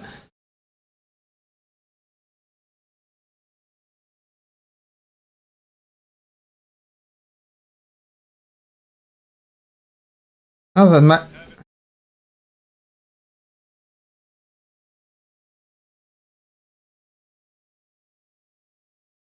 okay. 15 does not hit that one.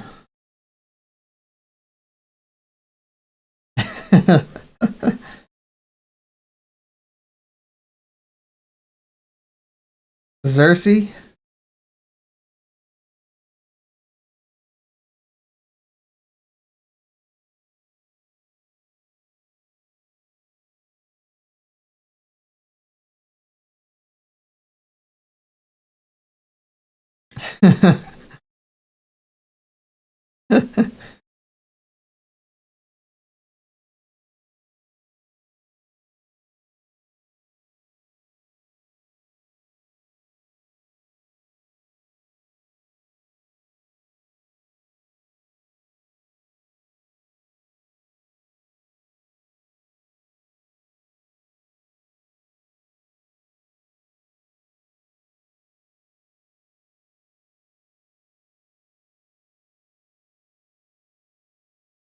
Oh, things fall quiet once again.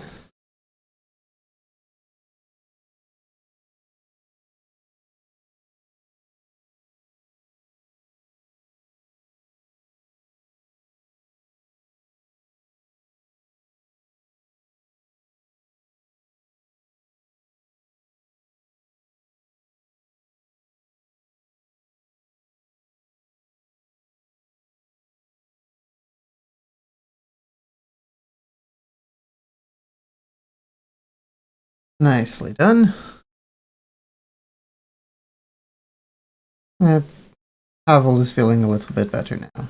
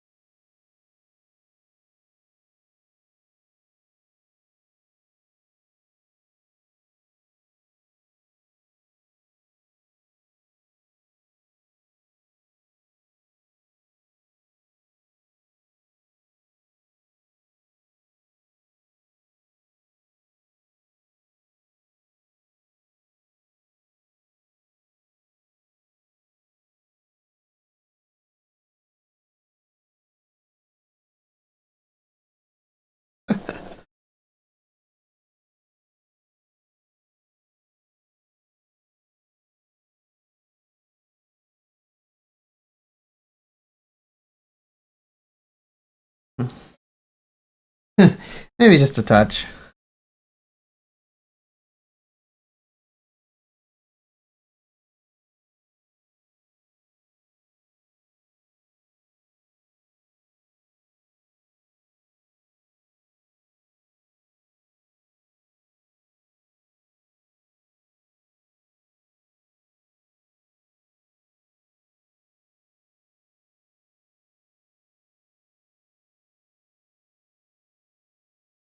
Mm-hmm.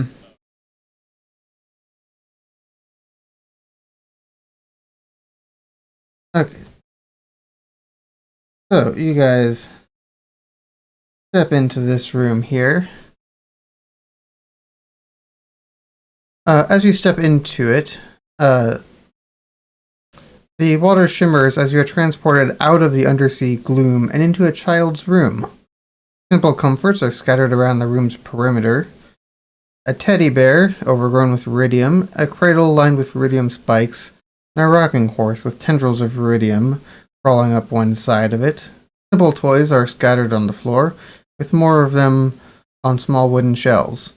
All of them are laced with iridium, and sunlight shines in through into the room through two small high windows. You hear muffled voices coming from outside and an occasional thud, an occasional dull thud.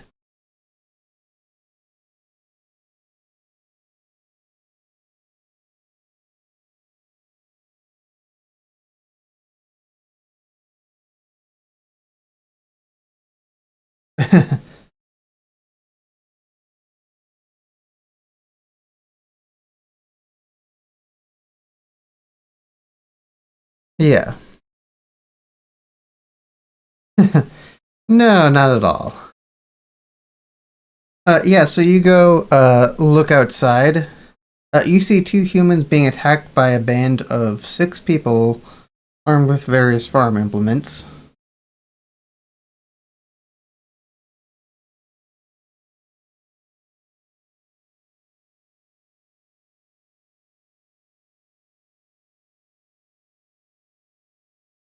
Um, let's see.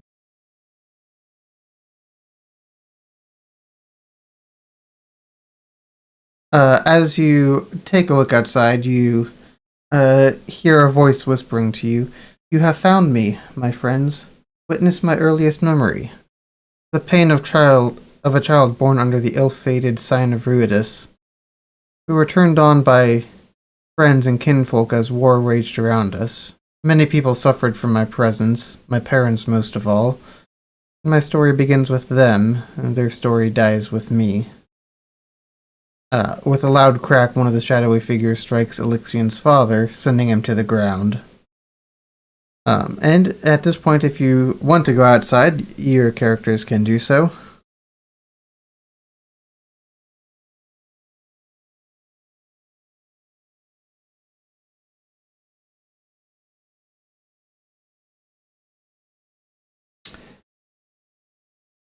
Oh, you would think that.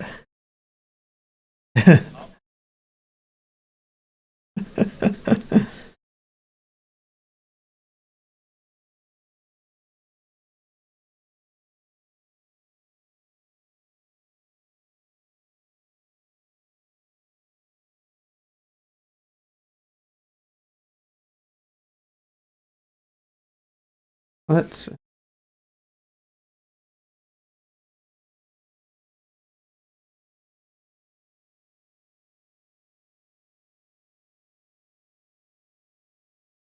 As you're stepping outside, four of the assailants break off from the group to attend to you.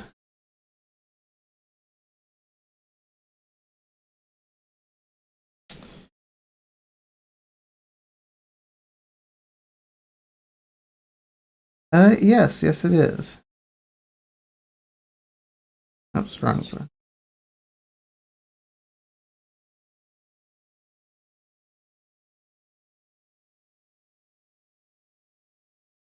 Yes. The other two assailants continue attacking Elixian's parents.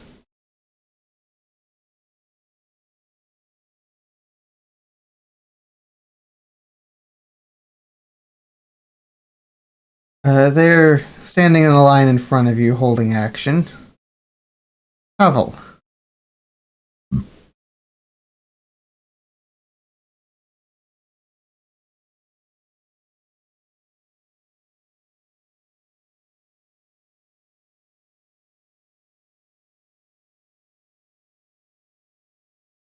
Okay, will attack you as soon as you get in ring.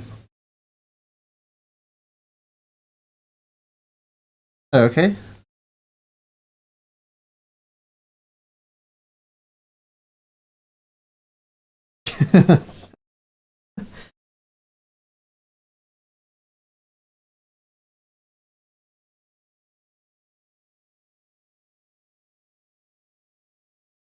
You apparently targeted yourself.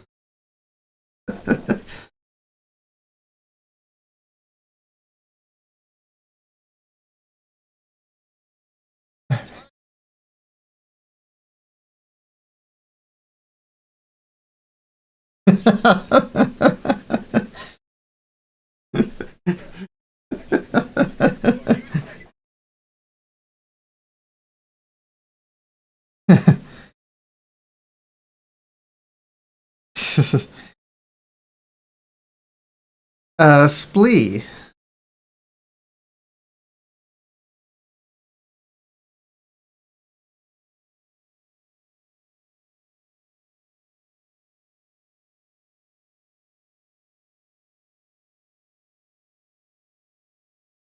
Uh, Within this vision, you are, yeah, not underwater.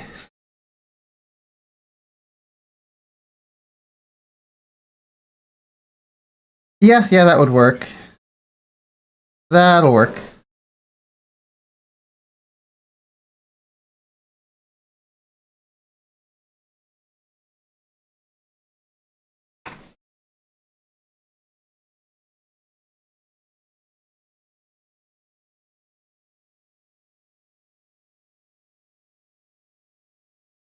Nice.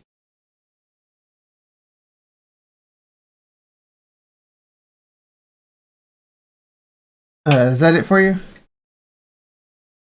Okay. Cersei.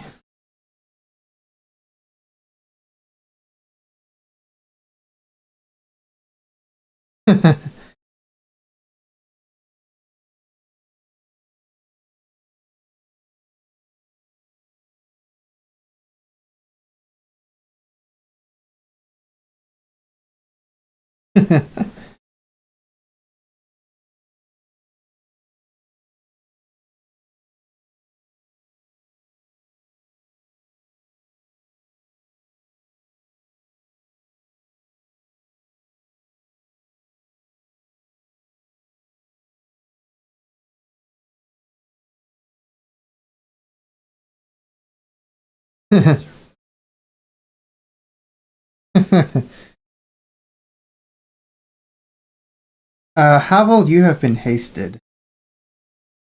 Your speed is doubled, AC +2, advantage on dex saves, and you get an extra attack, or an extra action that can be used to attack, dash, disengage, hide, or use object.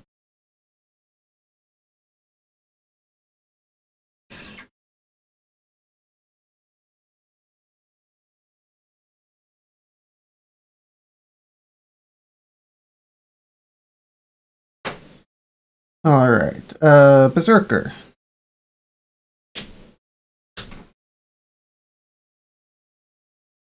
This Berserker is going to step forward and swing away.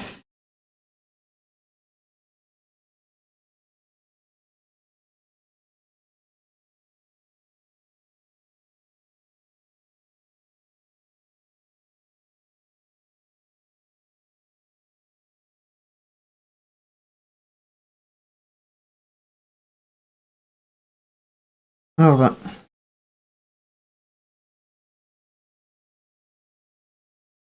Well, not as bad as initially it looks.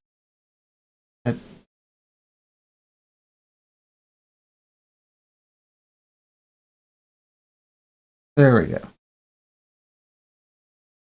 Their damage is actually psychic damage. I don't know why it did not update for that, but yeah, you've got resistance to it.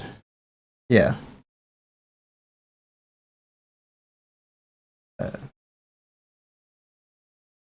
Brim.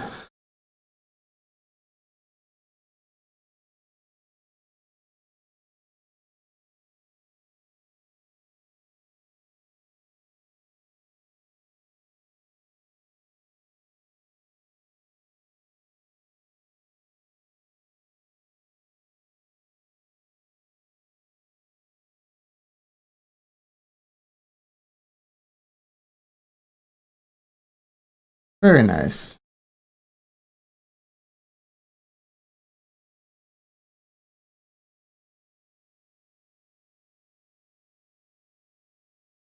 Okay.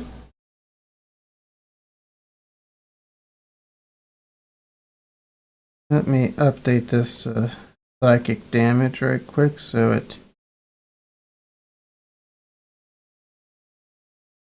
does its thing correctly.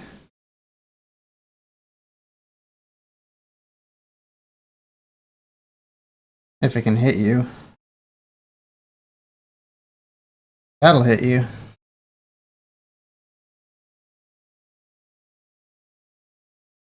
Six points of damage.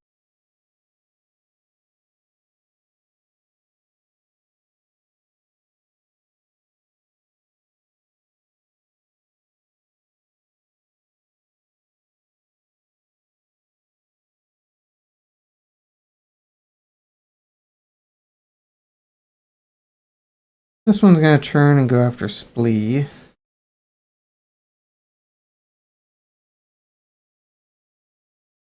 Not with that though.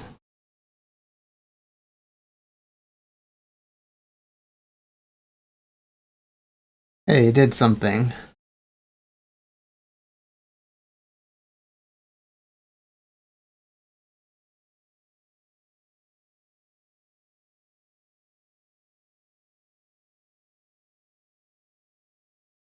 Let's see. And a couple of attacks against Havel.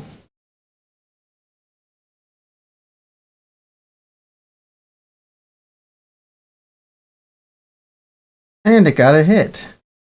For 4 points of damage. Havel.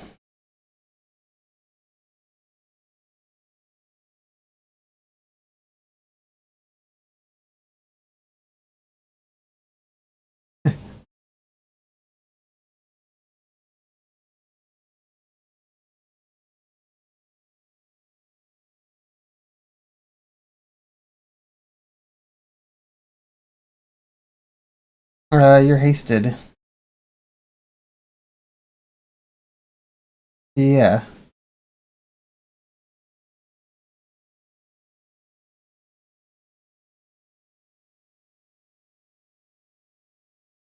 Is your extra attack a whenever you take the attack action sort of thing?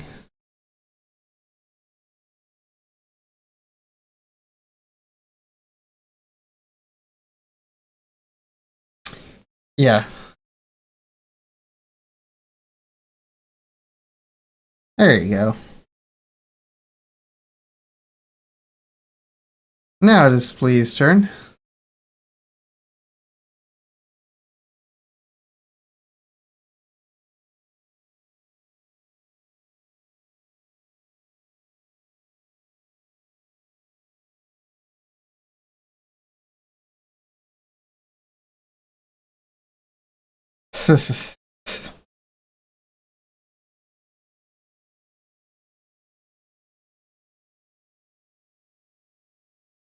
Mm-hmm.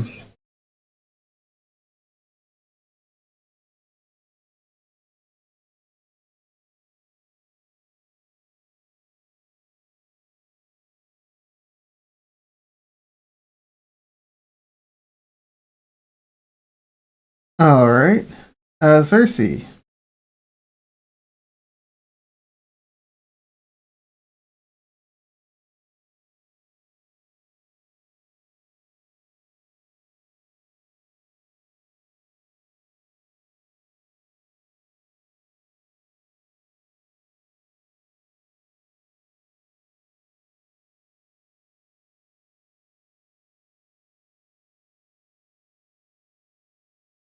All right. 15 points of damage.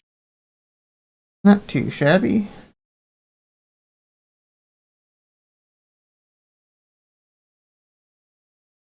This berserker is gonna go after Avel.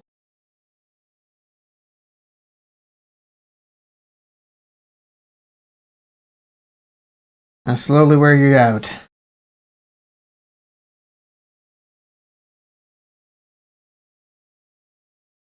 Brim.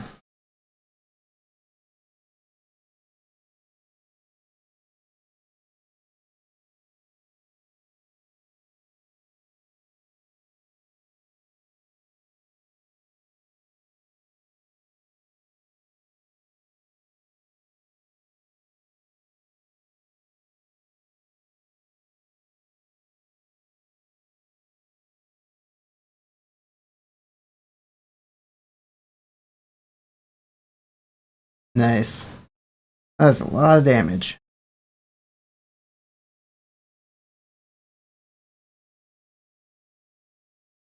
That berserker is not happy about that. It's gonna turn around and attack you.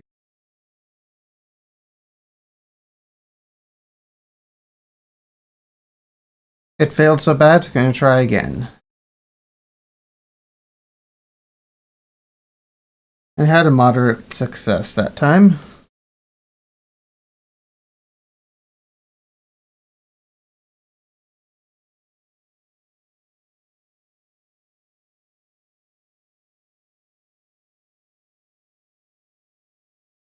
Attack against Havel misses. It's gonna turn and try against Splee and also miss. Havel, still hasted.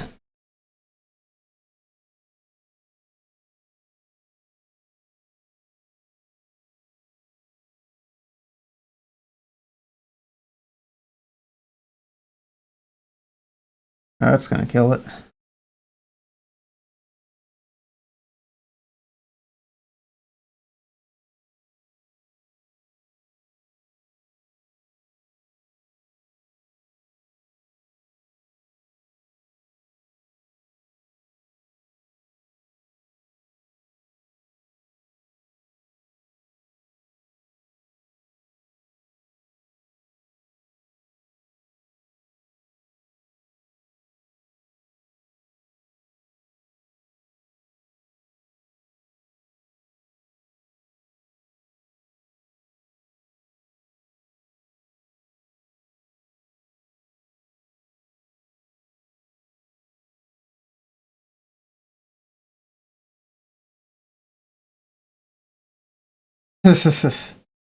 Cersei?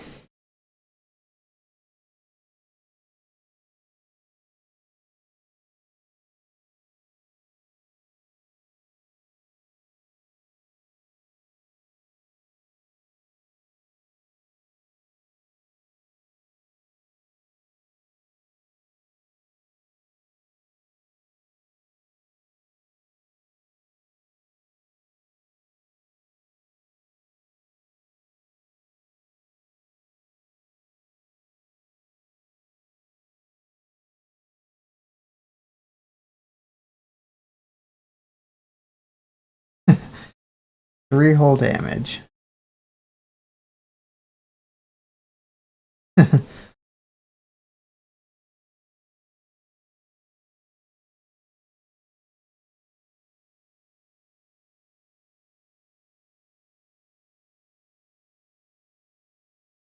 That was totally useless. He misses both attacks and bring us back to Brim.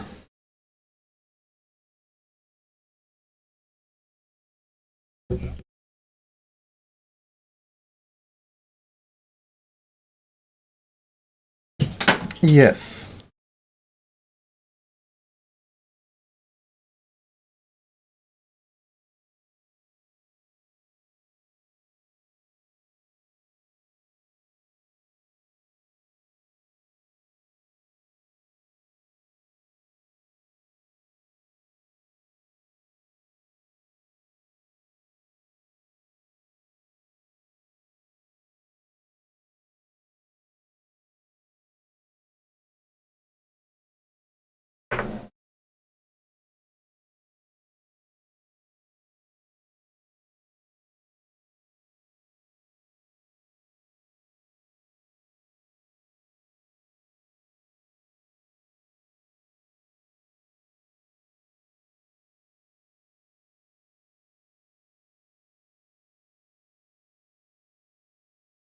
Alright. Solid damage there.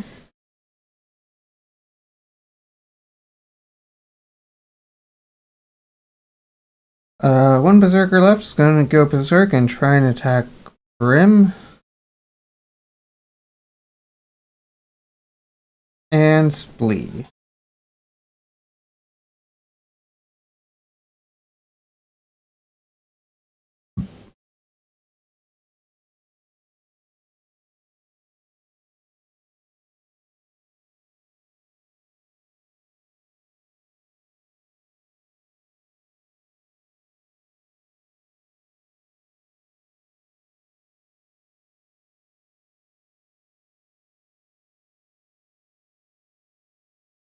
Let's see. Hovel.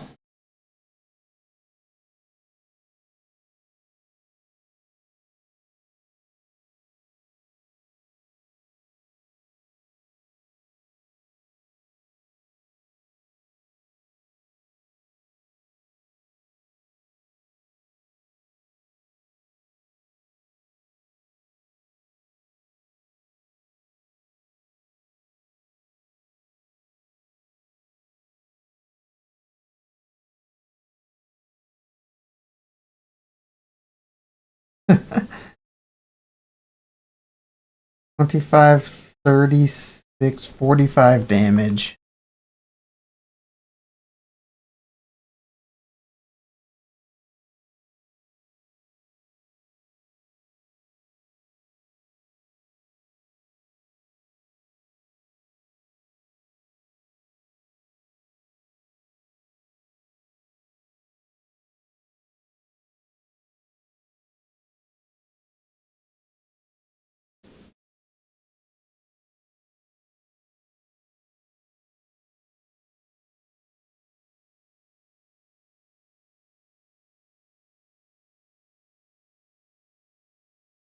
What you got for a Splee?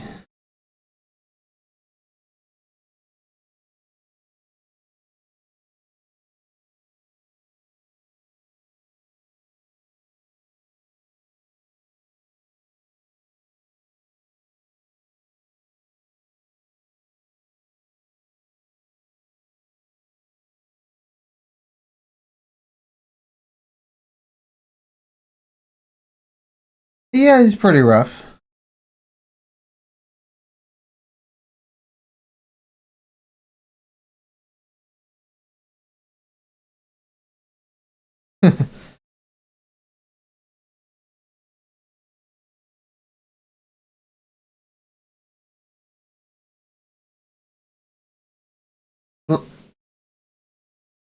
Alright, Xerxes?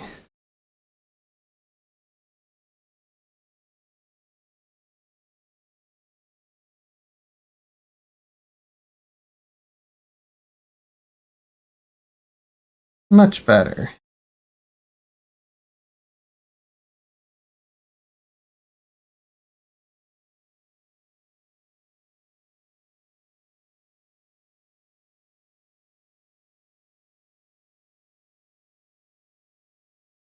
So, just as you're finishing off the last of those berserkers, one of the ones that remained on Elixion's parents, um, deals one final strike to them, doing as he's saying, doing that, saying, "No good ever comes from sheltering a child of Ruidus."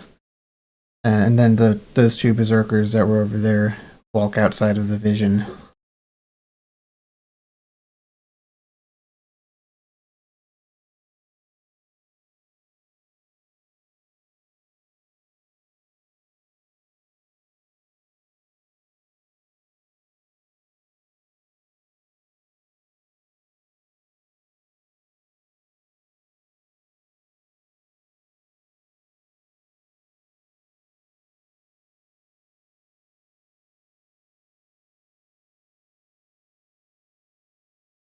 Uh, the vision that you're in begins to fade, so you hear Elixion's voice saying, "What I understood from a young age is this. Because of me, they would always suffer." And then you find yourselves back in the dim, watery cavern that you were in before.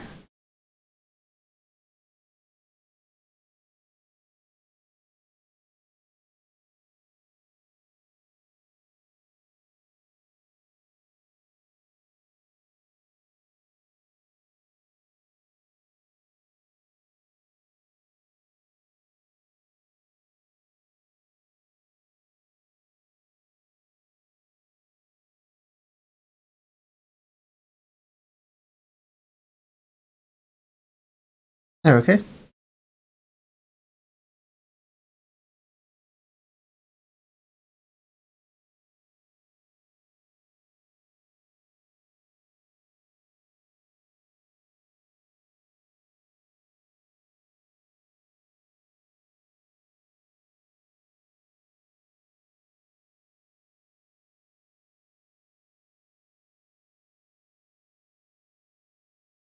Alright, so you all get a nice long rest in, feel much better afterward. Or short rest. Same difference. Yeah. It feels like forever, but it's a short rest.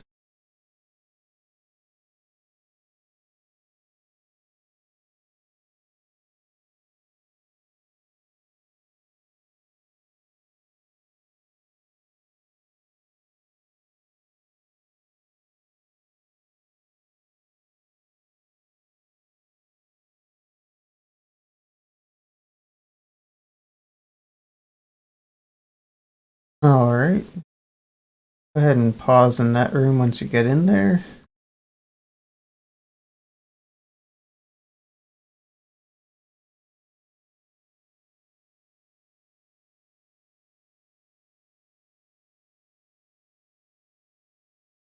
Okay.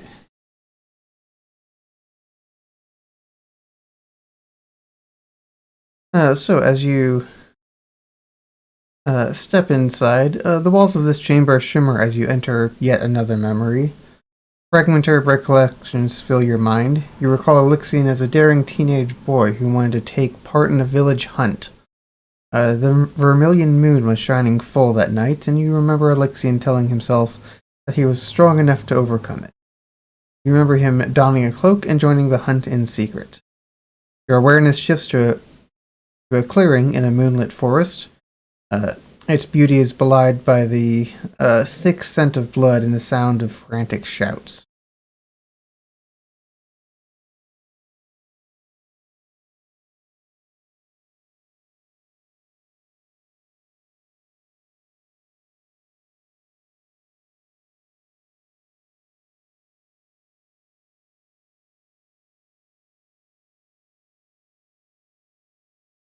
You see a uh, drow laying in the midst of this clearing, and a couple of owl bears charging off into the forest away from you. Um,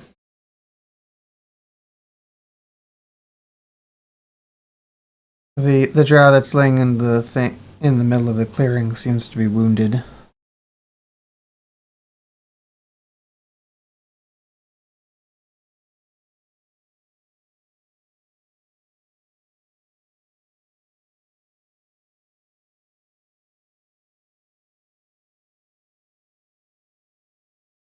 Let's see.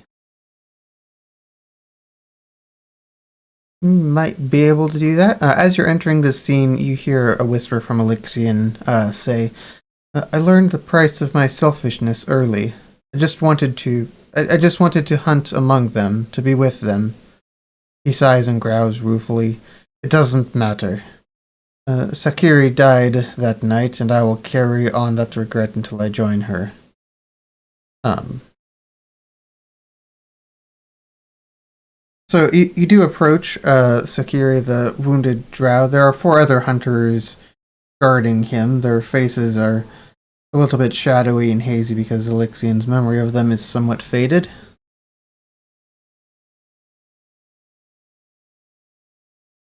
Um,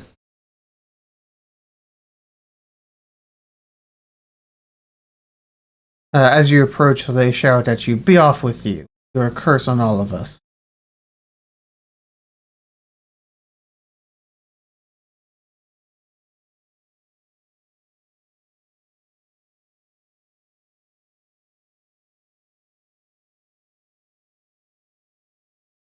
You can, if you're wanting to uh, try and provide some healing, you can either try and convince them to let you in and not attack you, or you can try and sneak past them.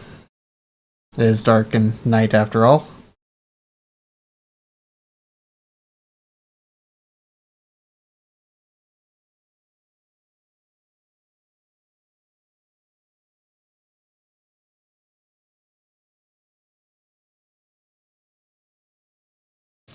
Okay, so give me a roll for that. That gets further distraction.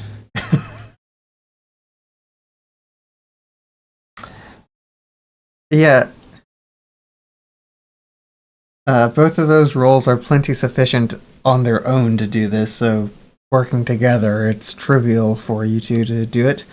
So, Splee, you're able to get up right to Sakiri.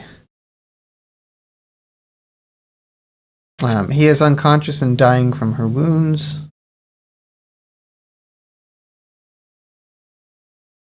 Uh, it says here she. I may have said he just out of assumption earlier. Yeah, so she's there laying out dying. Lee, you have gotten up to her.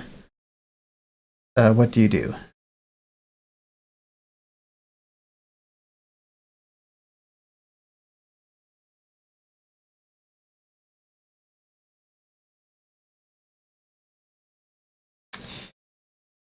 Uh, it it does seem like she is dying rather quickly. The equivalent of rolling death saves as we speak.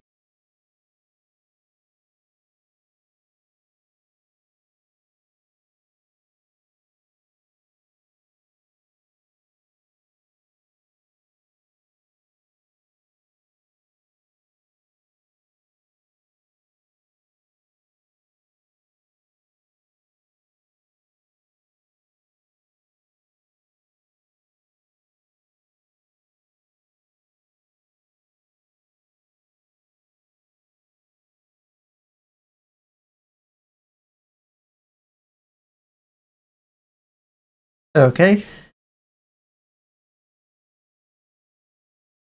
Uh, where are you attempting to fly with Akiri?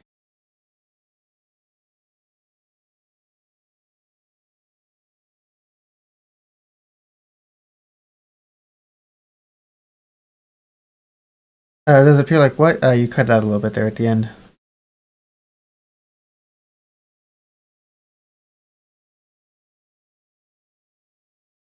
They definitely, you have their attention, but they are not hostile at the moment, due to the excellent persuading of Brim.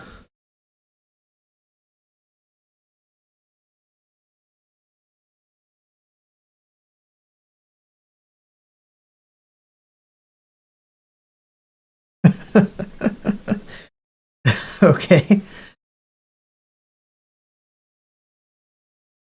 So you fly the unconscious Sakiri around to the group of you.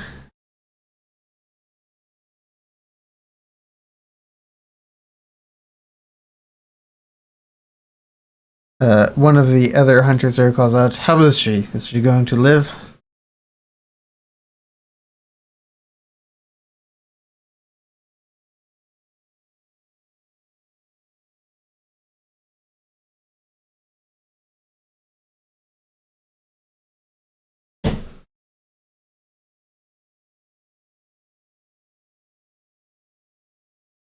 Okay, yeah, that'll work.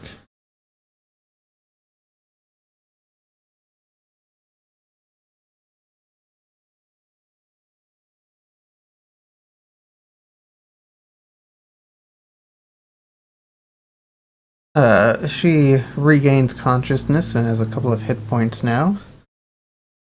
Uh, she struggles a little bit to sit up and speak, but she does attempt to do so to Splee as you after you give her the potion, and she does begin speaking to you. Uh, says, "Go on, boy. Take one of the carcasses to your ma. Tell her you did a good job tonight. Don't know if her curse truly follows you, but people believe it does, and that's enough for them." The character you then hear, all of you hear Alexian whisper the following words: "I have watched Sakiri's death 1,000 times. It never stops tearing my soul apart, but now I know what she would have said had she lived."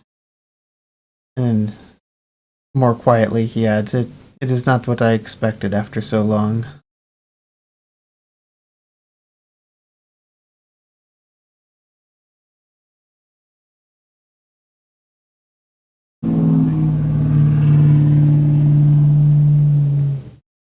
Um, the vision begins to, uh, actually, no, it doesn't necessarily. Do you have any further interactions you do there?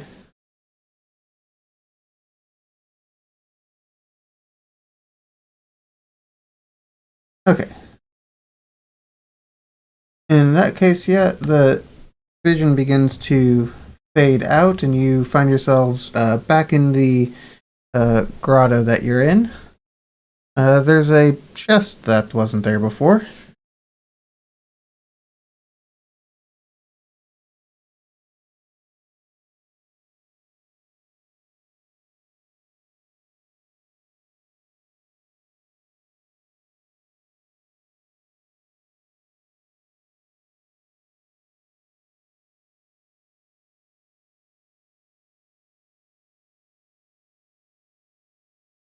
Not that you can detect. The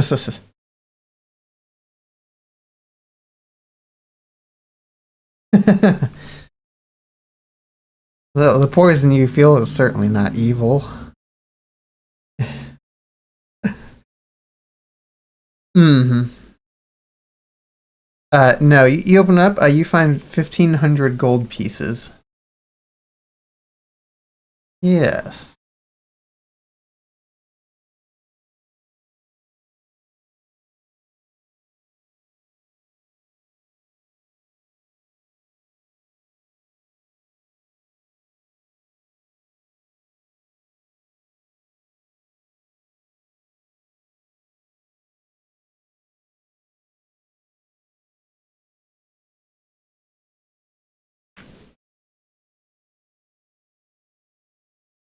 Yes, 1,500.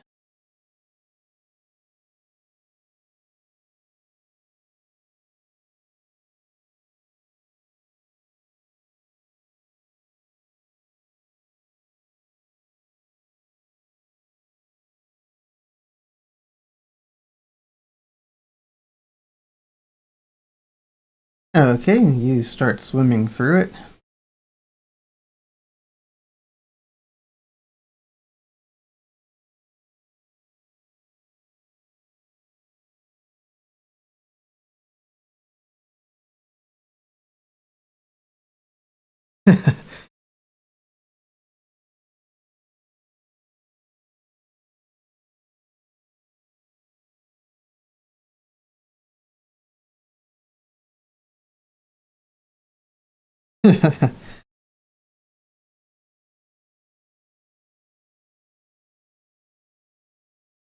Real challenge was just to not wear yourselves out walking through the entire dungeon.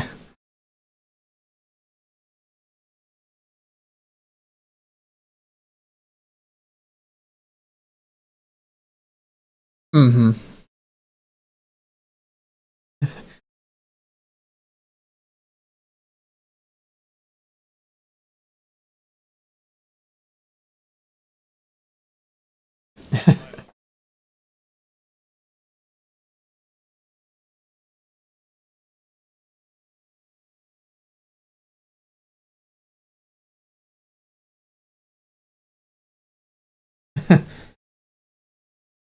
Yeah. So, as you step into this room, as your consciousness melds with Apotheon's, you remember a tale from the Calamity when Alexian took shelter in the home of three women. For one night, the women fed Alexian and gave him a bed to sleep in.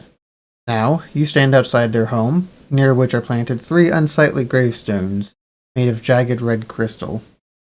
In your mind, you hear Alexian say, "They welcomed me into their home. Why can't I remember their names or faces? Please help me remember."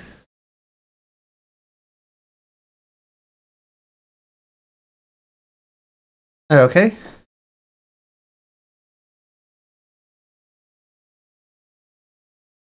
Uh, yeah, you go over, take a look at the gravestones. They're made of iridium, and they do not bear any inscriptions.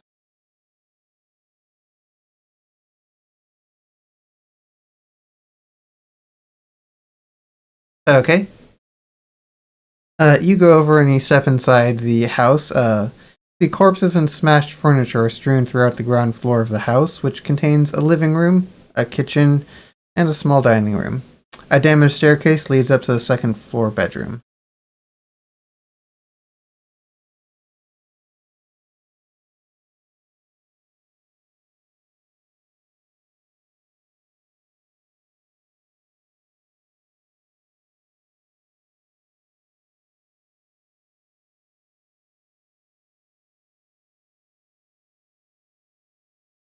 Okay.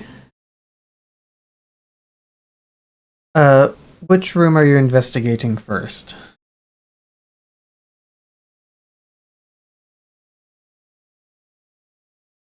Pavel, which room are you investigating first?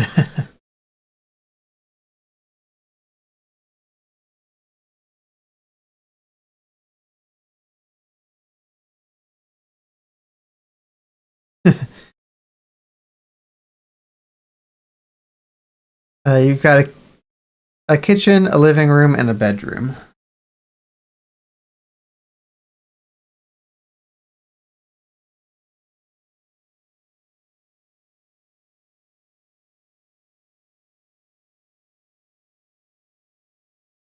Xerxes? Xerxes.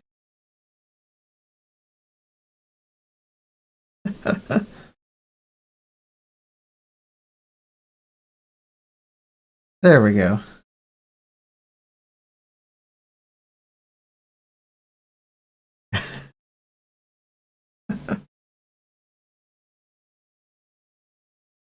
Bedroom. Okay. So you go upstairs to the bedroom and begin looking around. Give me an investigation check with advantage because people are helping you.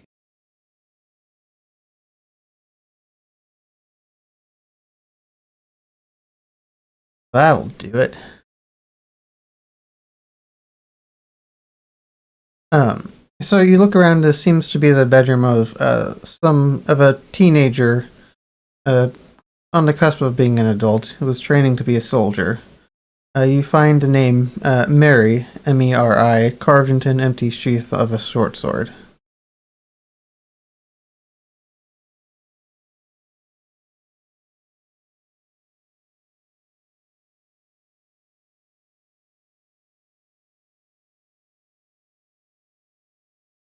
It appears so.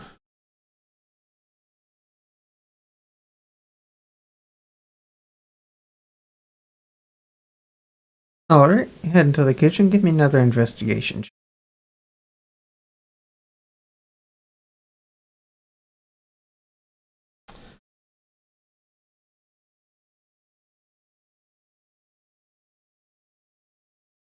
You find a folded note next to a torn bag of cinnamon spattered with blood and tied shut with green ribbon. The note reads, Marissa, for that little cake you like so much.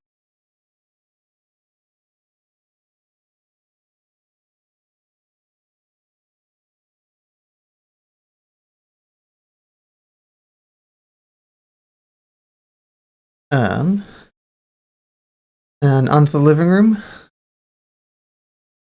Okay, give me one more investigation check.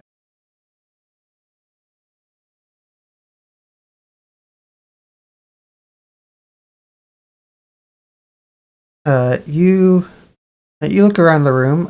It seems that whoever decorated this room, had a hobby of incense making, as herbs, bottles, and incense sticks lie about the room.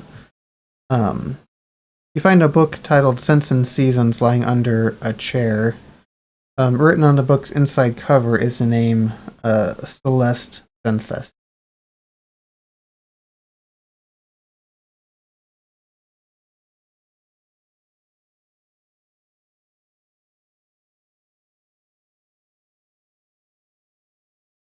Um,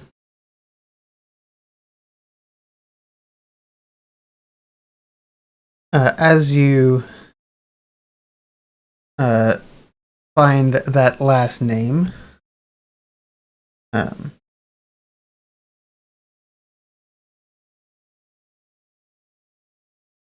uh, three ghosts rise up out of the floor. That's I have art for this one.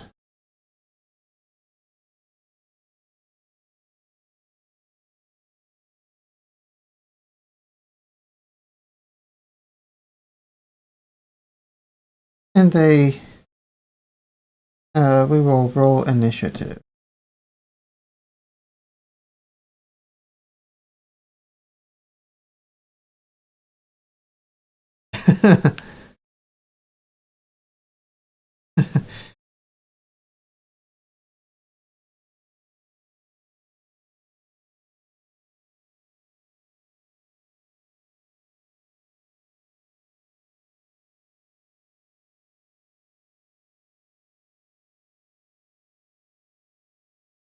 All right.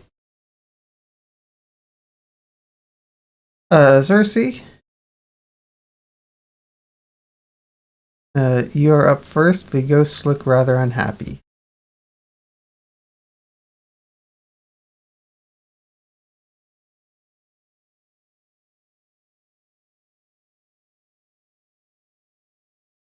Quite possibly.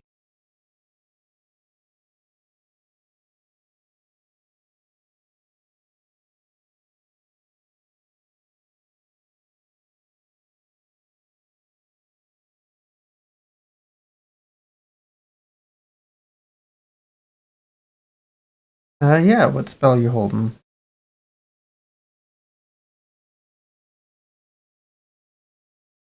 Okay.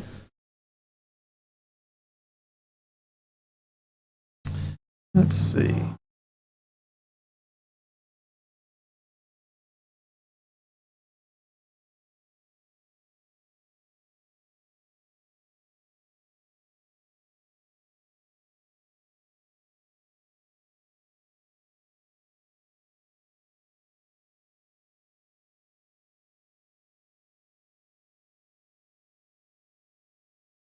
And yes, this ghost is going to move and attack you.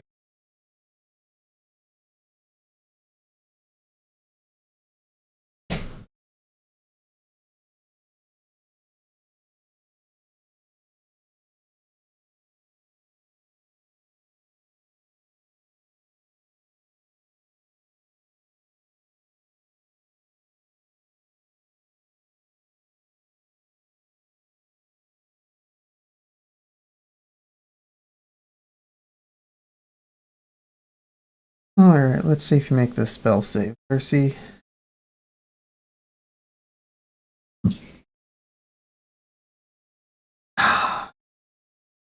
Darn you and your aura. So,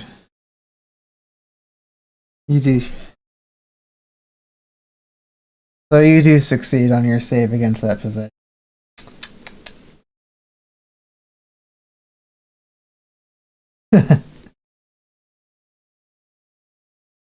Brim.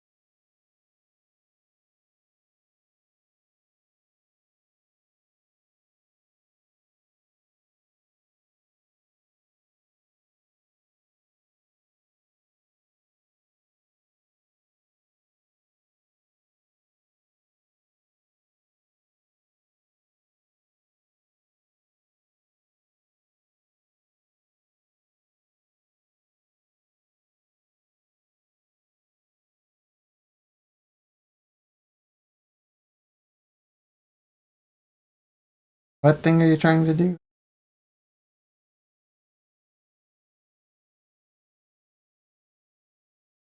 Um,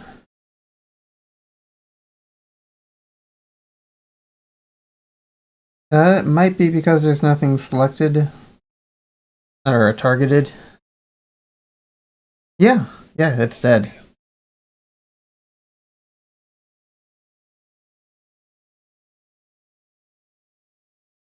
Yeah,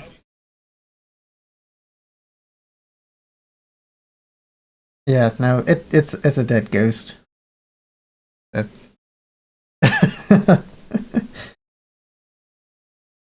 Splee. No, they're dead too. They're just not re-dead yet.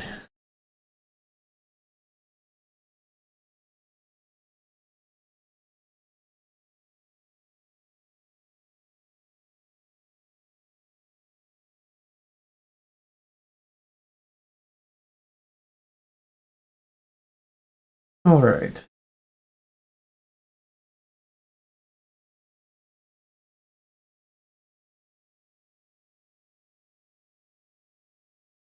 All right. Dash away until it can't dash away, in which point it dodges.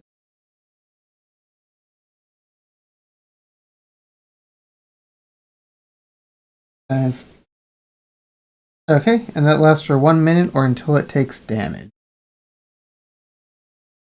Havel,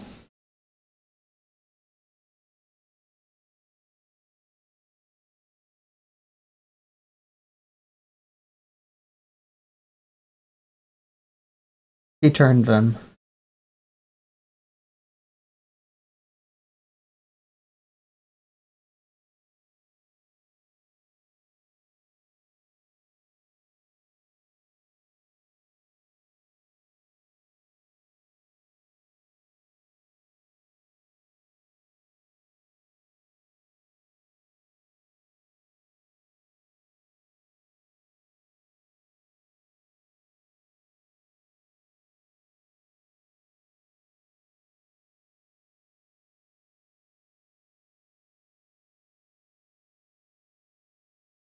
That doesn't hit it. Yes.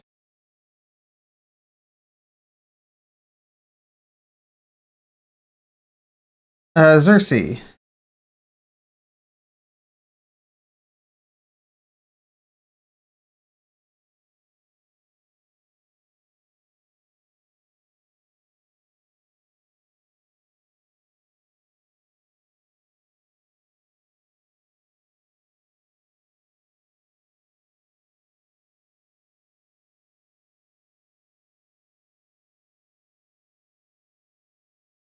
Yeah,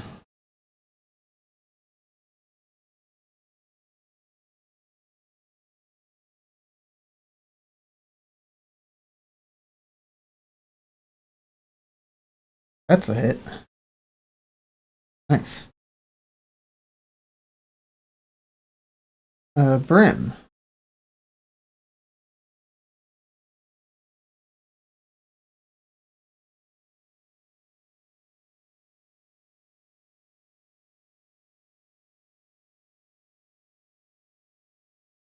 Mhm.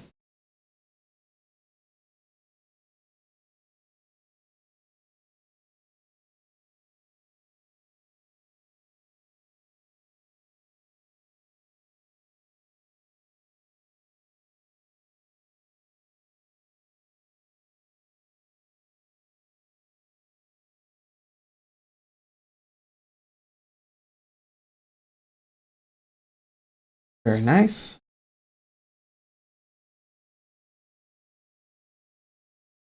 This is Lee.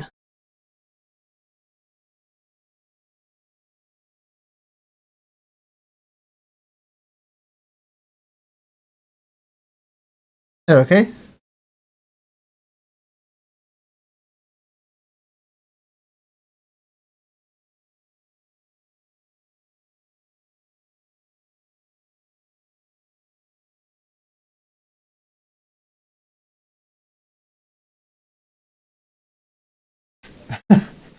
Uh, let me fix. Because yes, you would have had a package of bolts.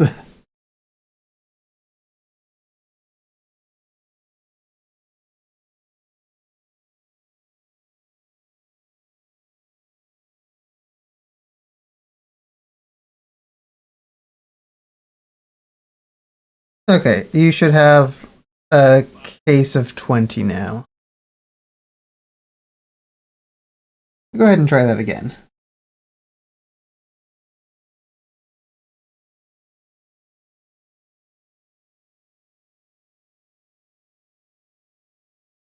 Um, there we go. I had to tell it to use that stack of bolts. So try it one more time. It should work this time. Yeah, you just have to go into edit the weapon, and there's a drop down where you can select what the ammunition is. Very nice. That ghost has been destroyed. One remains. Pavel?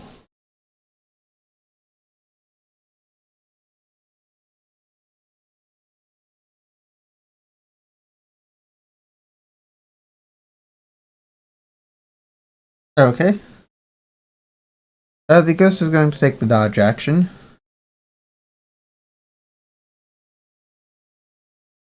Cersei?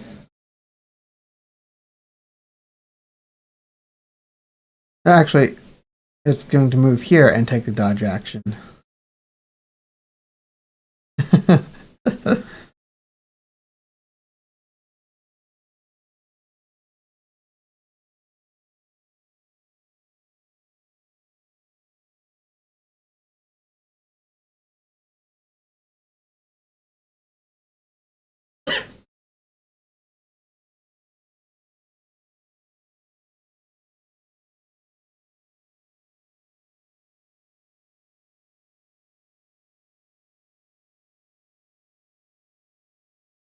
Cersei? Still there? Ah, there it is. I missed it.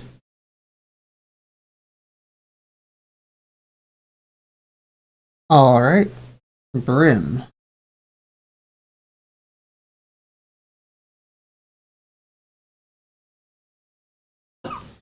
Yes. Don't you got disadvantage because it used dodge on its turn.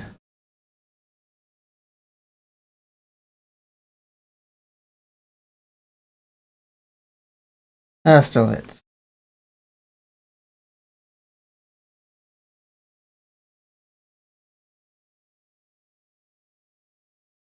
Hits with E.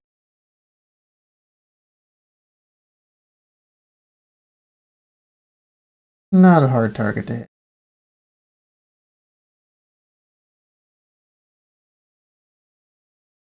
Lee.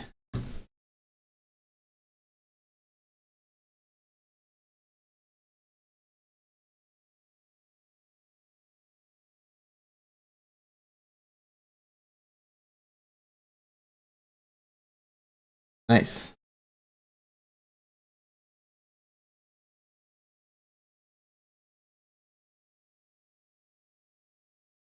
So as the last of the ghosts is destroyed, your vision comes to an end and you return to the grotto. You notice that there's a door that's opened up, a secret door.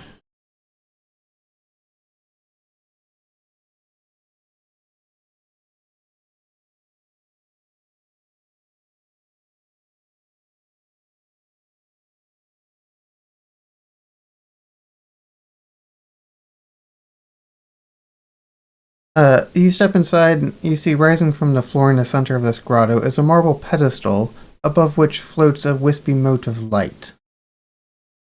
Um, as you enter, you all hear Elixian whisper in your mind, "These regrets are all I have.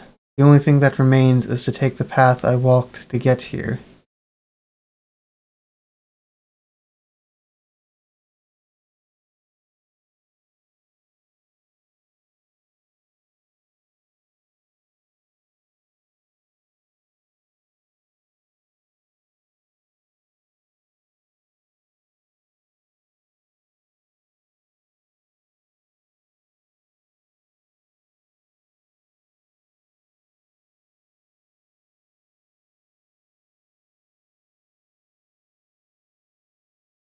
You get no response.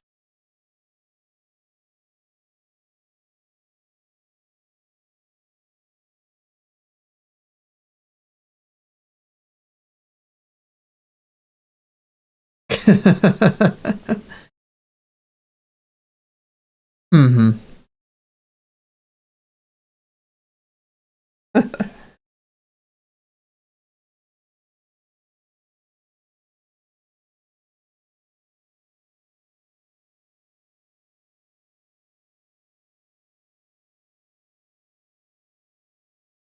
Okay. As you touch it, it disappears, but lighting you up for a moment as you absorb it. Um,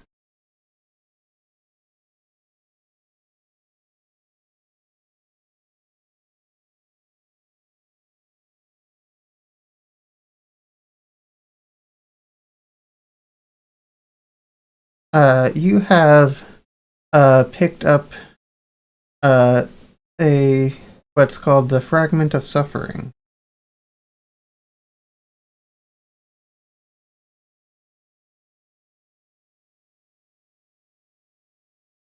Um, no disease this time.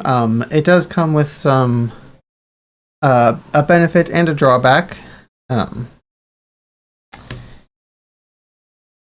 which I've put there in the chat. Basically, you can't be frightened while within 10 feet of an ally, but you have disadvantage on wisdom and charisma saving throws if you're not within 10 feet of an ally.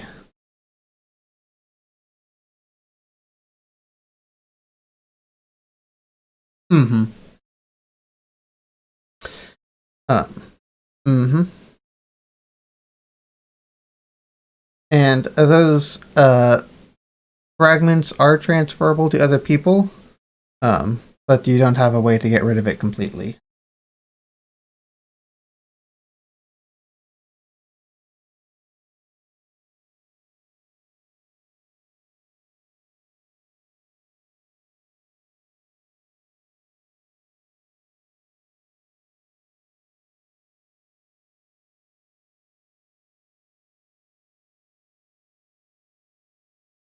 And you find the back of a secret door there, Avel.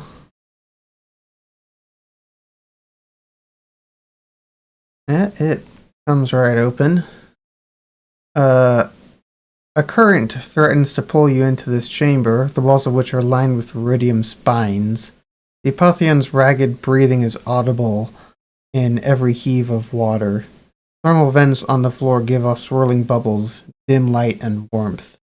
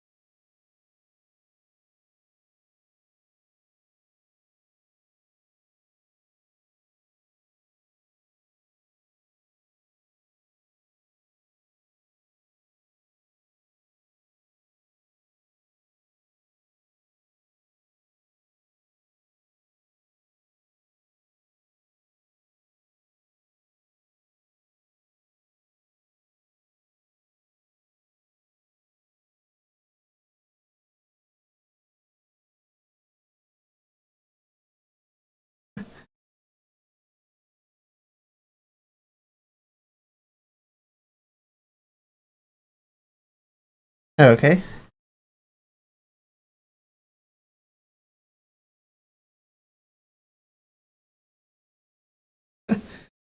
Uh, as you as you look ahead that way, a natural vents spew red light and jets of bubbling water into this room, or into this warm oblong chamber. Two enormous jellyfish-like creatures, faintly illuminated by the light coming from the vents, drift in the water at opposite ends of the chamber, their tentacles swaying. Uh, each is within easy reach of one of the tunnels leading to this chamber. That's actually probably a little closer to that.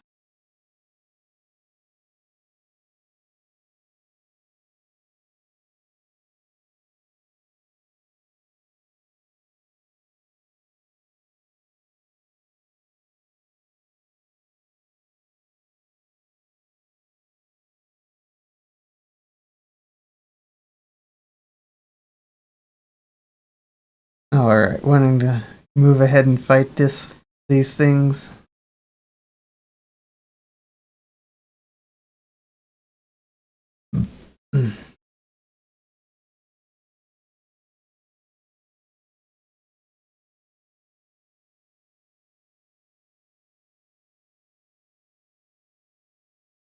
Okay.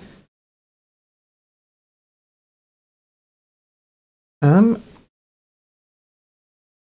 it doesn't seem to notice you.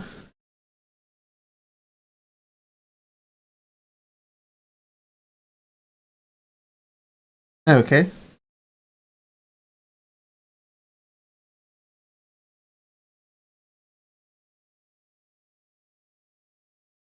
Okay. As you do so, you move further into the room. You do notice there are a couple of items in the room here. Um, stuck inside some vents that are spewing hot water. There seems to be a great sword and a shield, both made of ruidium.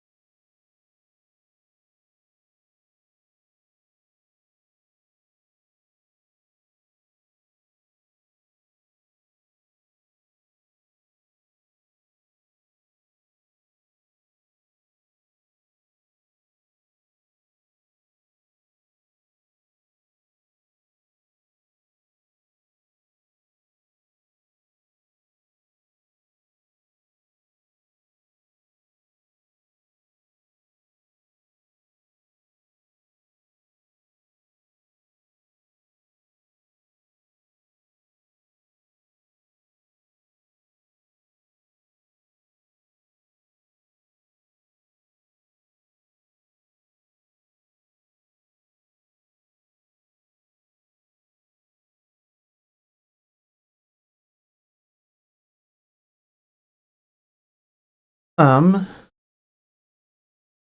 as you do so,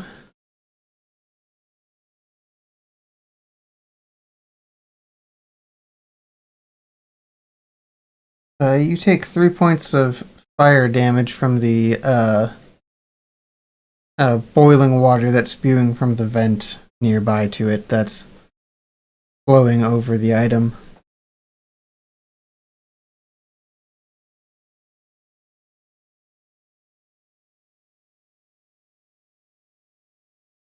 No.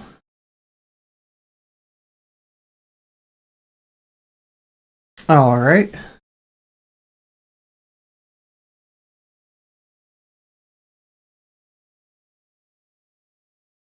Let's.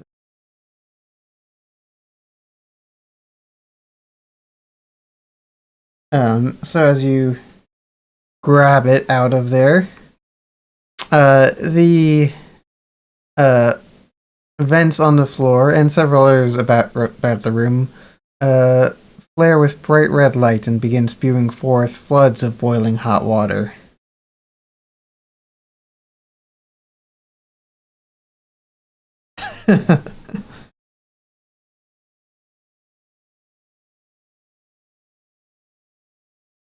uh, yeah, you can try and shove it back in there, but it doesn't seem to slow the The boiling water filling up the room.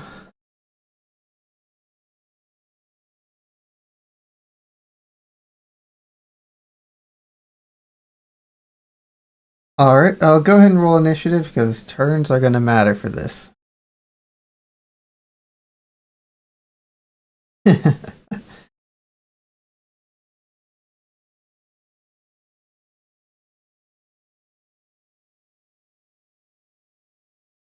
Alright.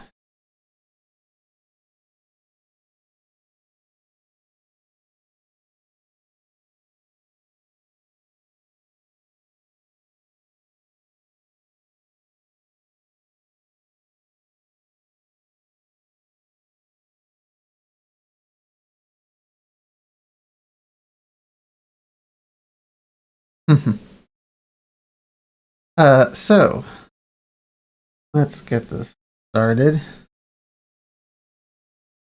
Havel. Uh,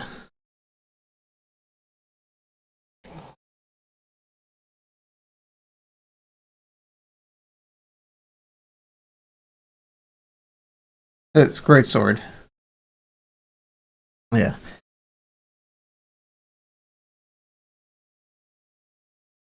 I've thrown both of it in his inventory. Um, so, uh, pretty irrelevant. They're all over the room. Um, it's filling up the boiling water to a height of 30 feet in the air. The chambers are 100 feet tall, but the passageways are not. Um, but you, starting your turn in this now boiling water, give me a Constitution save, Havel.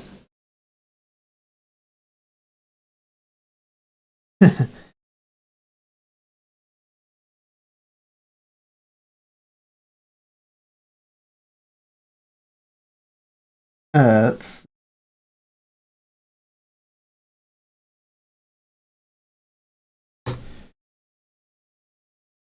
you take 22 points of fire damage.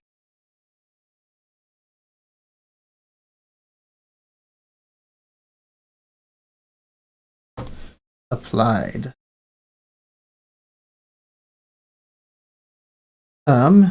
Alright. Now take your turn as normal. Wait, does your bonus give you bonus to saving throws, all saving throws?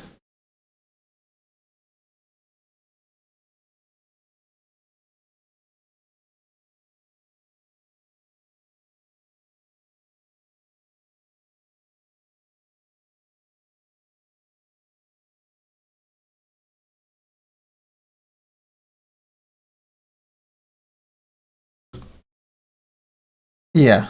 Okay. Okay, that is enough to succeed, so you'll take half damage instead. Now, take the rest of your turn as normal.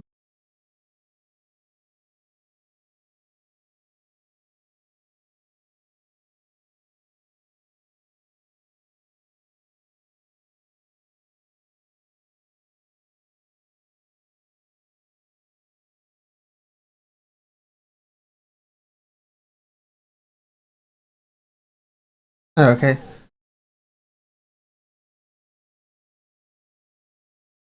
They're about 20 feet tall.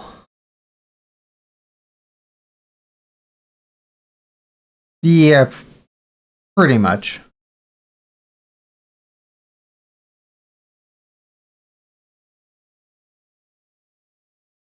Alright, have... Okay, so... Okay, so you're not swimming up yet. Okay.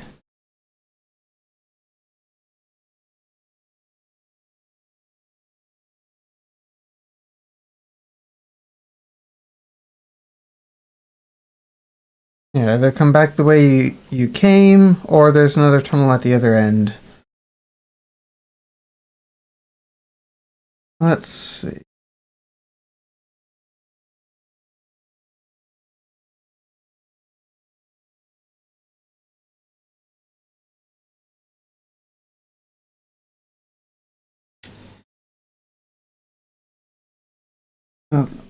That's doing what those crabs did last week. Or is it? Hold on. Nope, that is correct.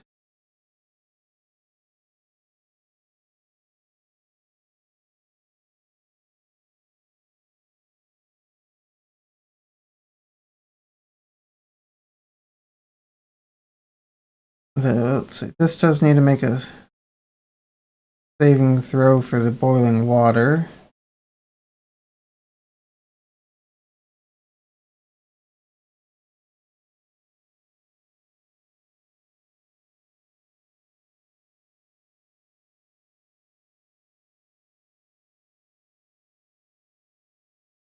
Alright, Xerxes, you are grappled by the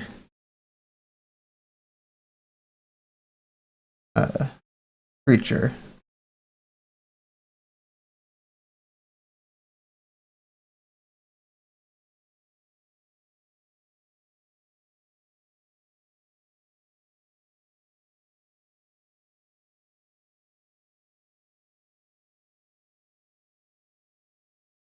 Close enough.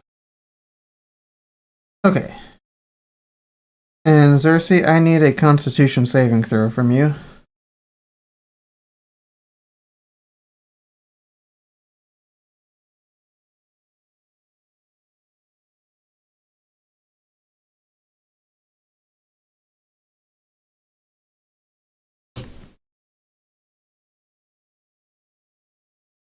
Xerxes, you have fallen unconscious.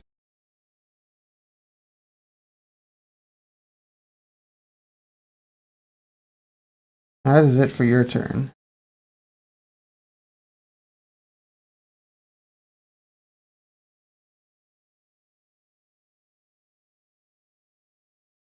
Do you still have your action held?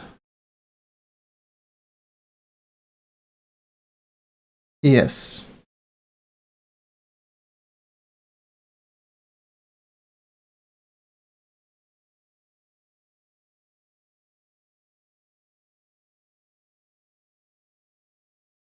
Alright.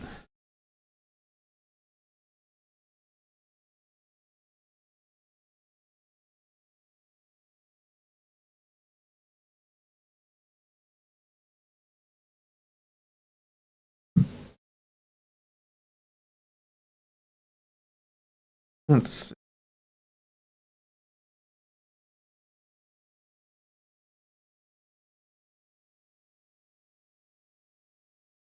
That's a swing and a hit from you. Very nice.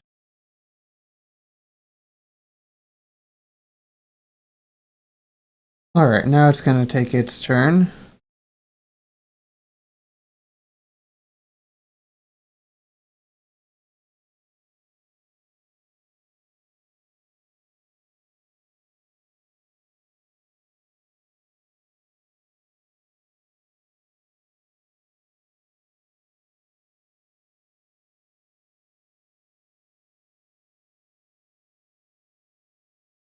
Alright, it's going to make a tentacle attack.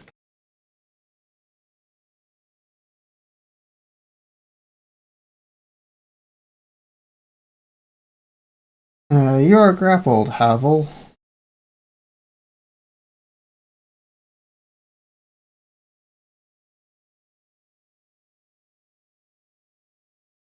Alright.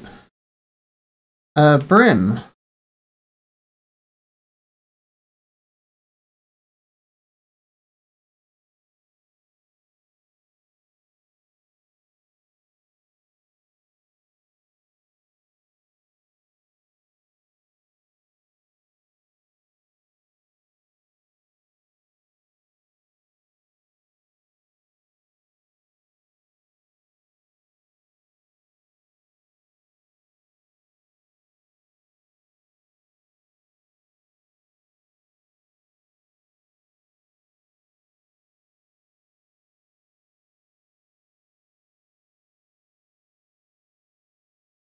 Um, she's currently still grappled, so to do that, yeah. Yeah, You can do the potion, or you can do uh, the attempt to free her from grapple, but not both.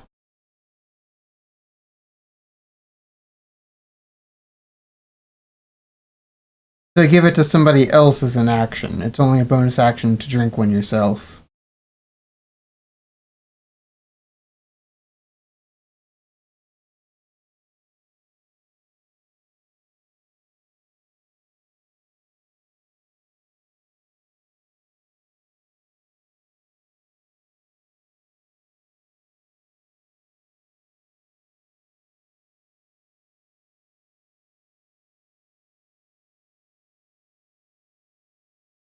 Mm-hmm. Yep, I gotta add to her.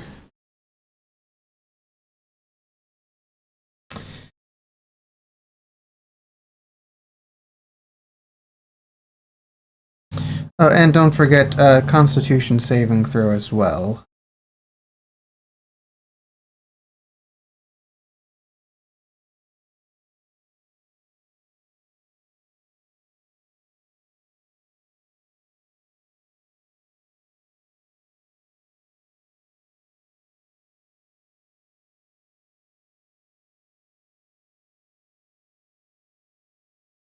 And unfortunately, you needed a 15.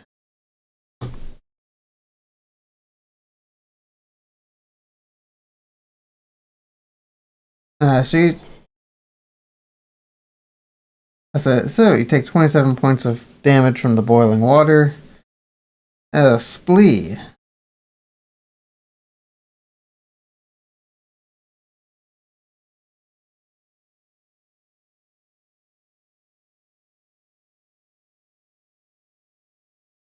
Mm-hmm.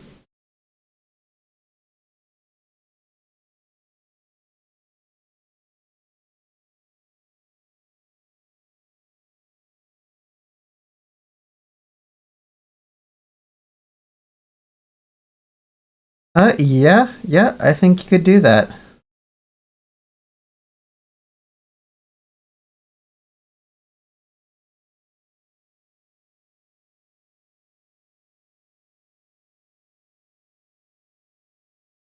Yeah.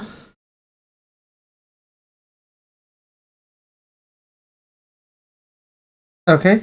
Uh, yes, because you start your turn in it, you do need to give me one of those. That is sufficient. You'll take half damage.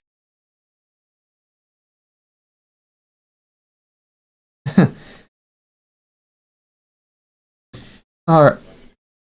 Yep, go ahead and cast.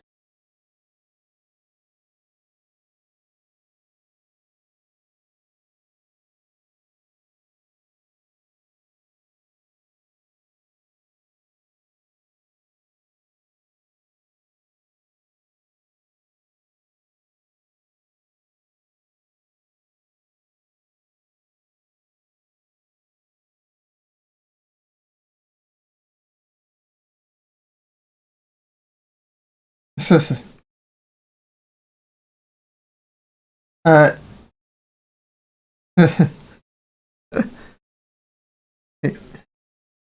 yeah, I've refunded that since you're not doing the vortex option, so everyone should have health back to normal.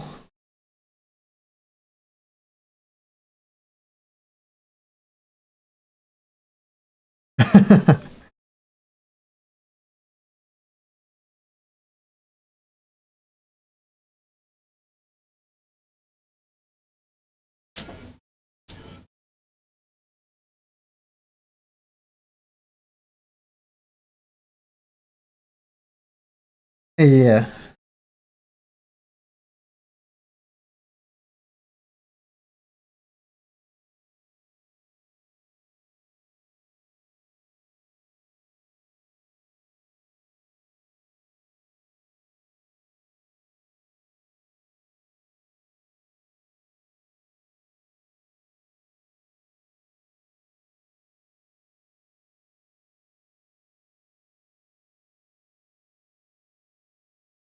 Okay. So yes, Flea has cleared a path through the boiling water. It looks like the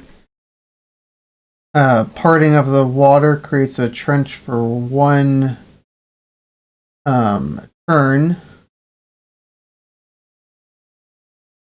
Or no, it does remain until the spell ends, or you choose a different effect. Okay. Right. Okay. So there is a trench leading out. So, and you have carefully carved it around the giant jellyfish of doom. So that they are still in the boiling water. Havel.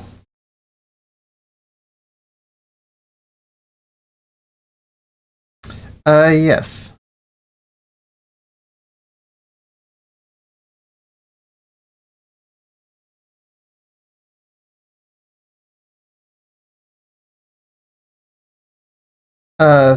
Save athletics or acrobatics, your choice.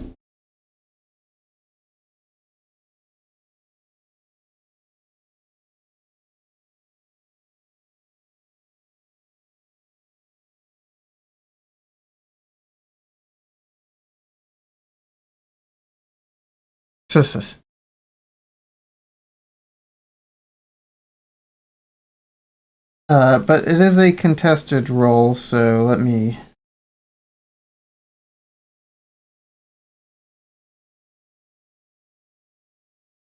Oh god, these things are strong.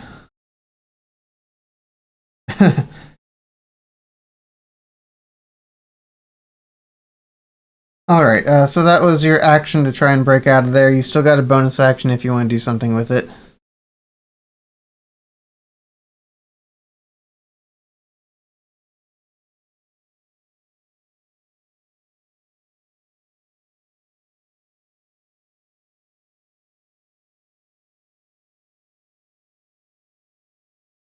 Yeah, grappling just prevents you from moving and lets them move you.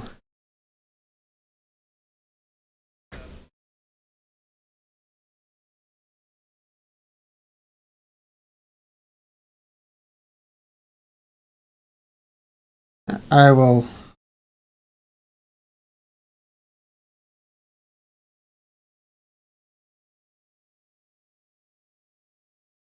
You know there is a target tool as well that you can use. Top left corner, yeah, top one for token controls. Yeah, select targets and you can.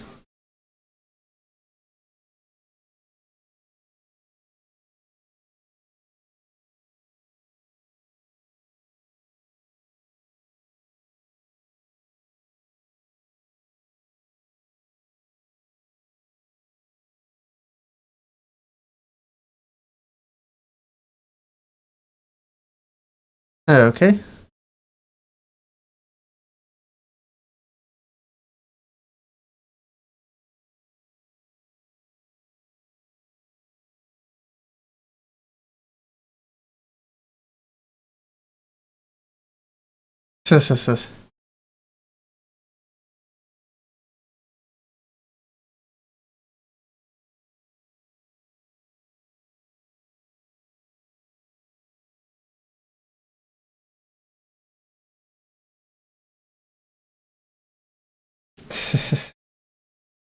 Mm-hmm.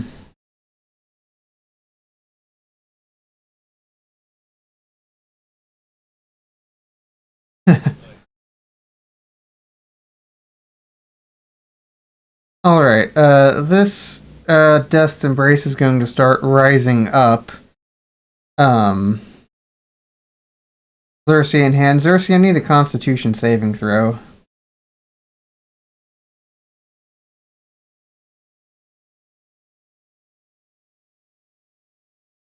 Oh, good. You are not being petrified at the moment, so that's a plus.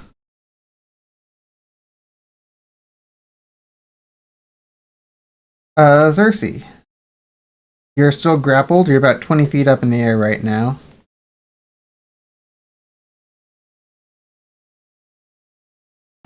Athletics or acrobatics, your choice, and you've got to beat their. Or magic. And you've got to beat their athletics check if you do try and roll.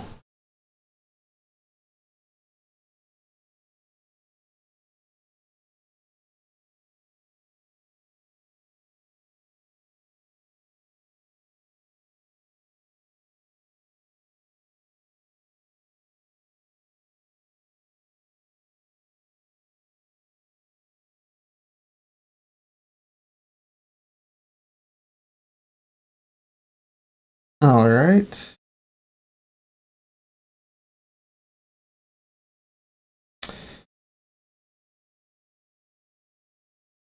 You do get out. You do take 3 points of damage when you fall back down to the ground. But you are no longer grappled.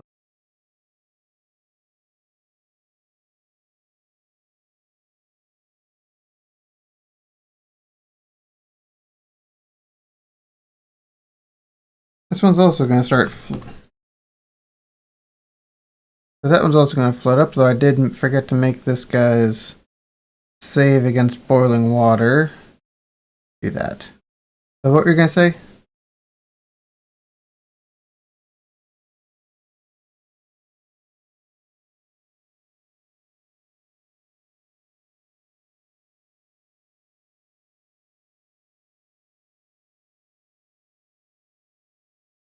Pretty much, or casting a different concentration spell.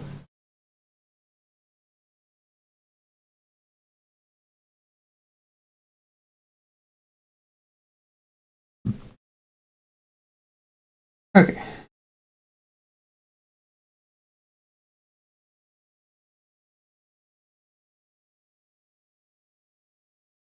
Ava will be making a constitution saving throw here in a moment. Um, Plus your bonus against that means that you do save, but you are still grappled, I believe.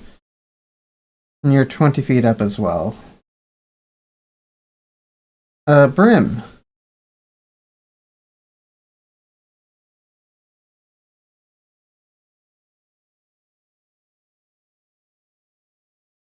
Yes.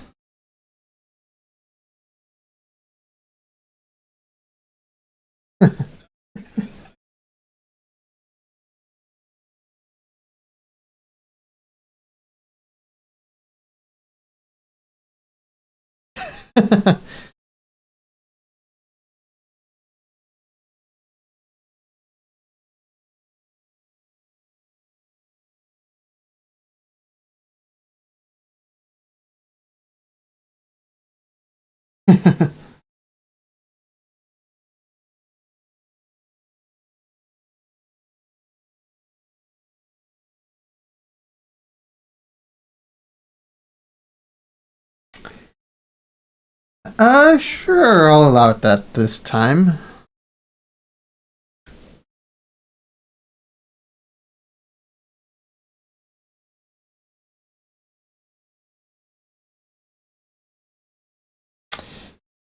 You break free. You both fall to the ground. Take 6 points of falling damage.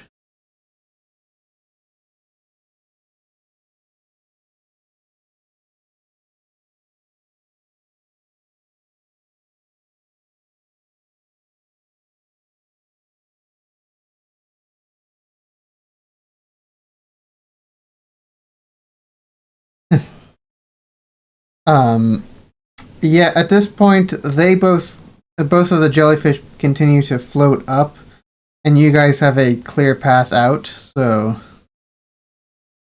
um, yeah, yeah, go.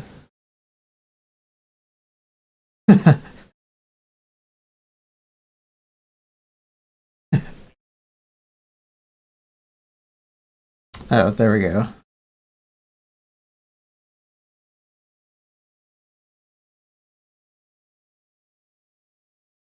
Uh, that one was not supposed to be opened.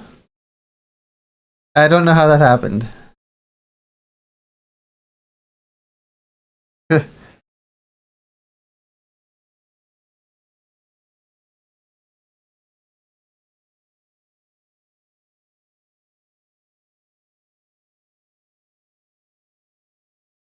Yep, this is probably a good stopping point. You guys do level up again, I think. Let me double check that.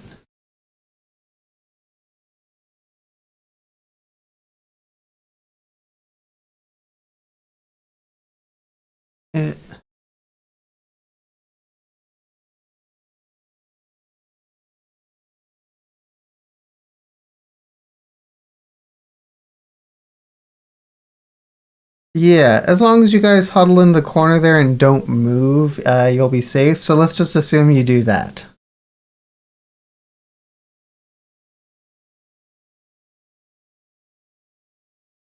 Let's see. Yes. When you were in M9 in the previous map, that was the trigger for level 10.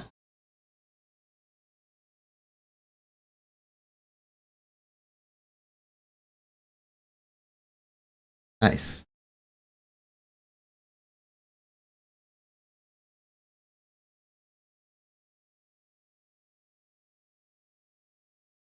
Yeah,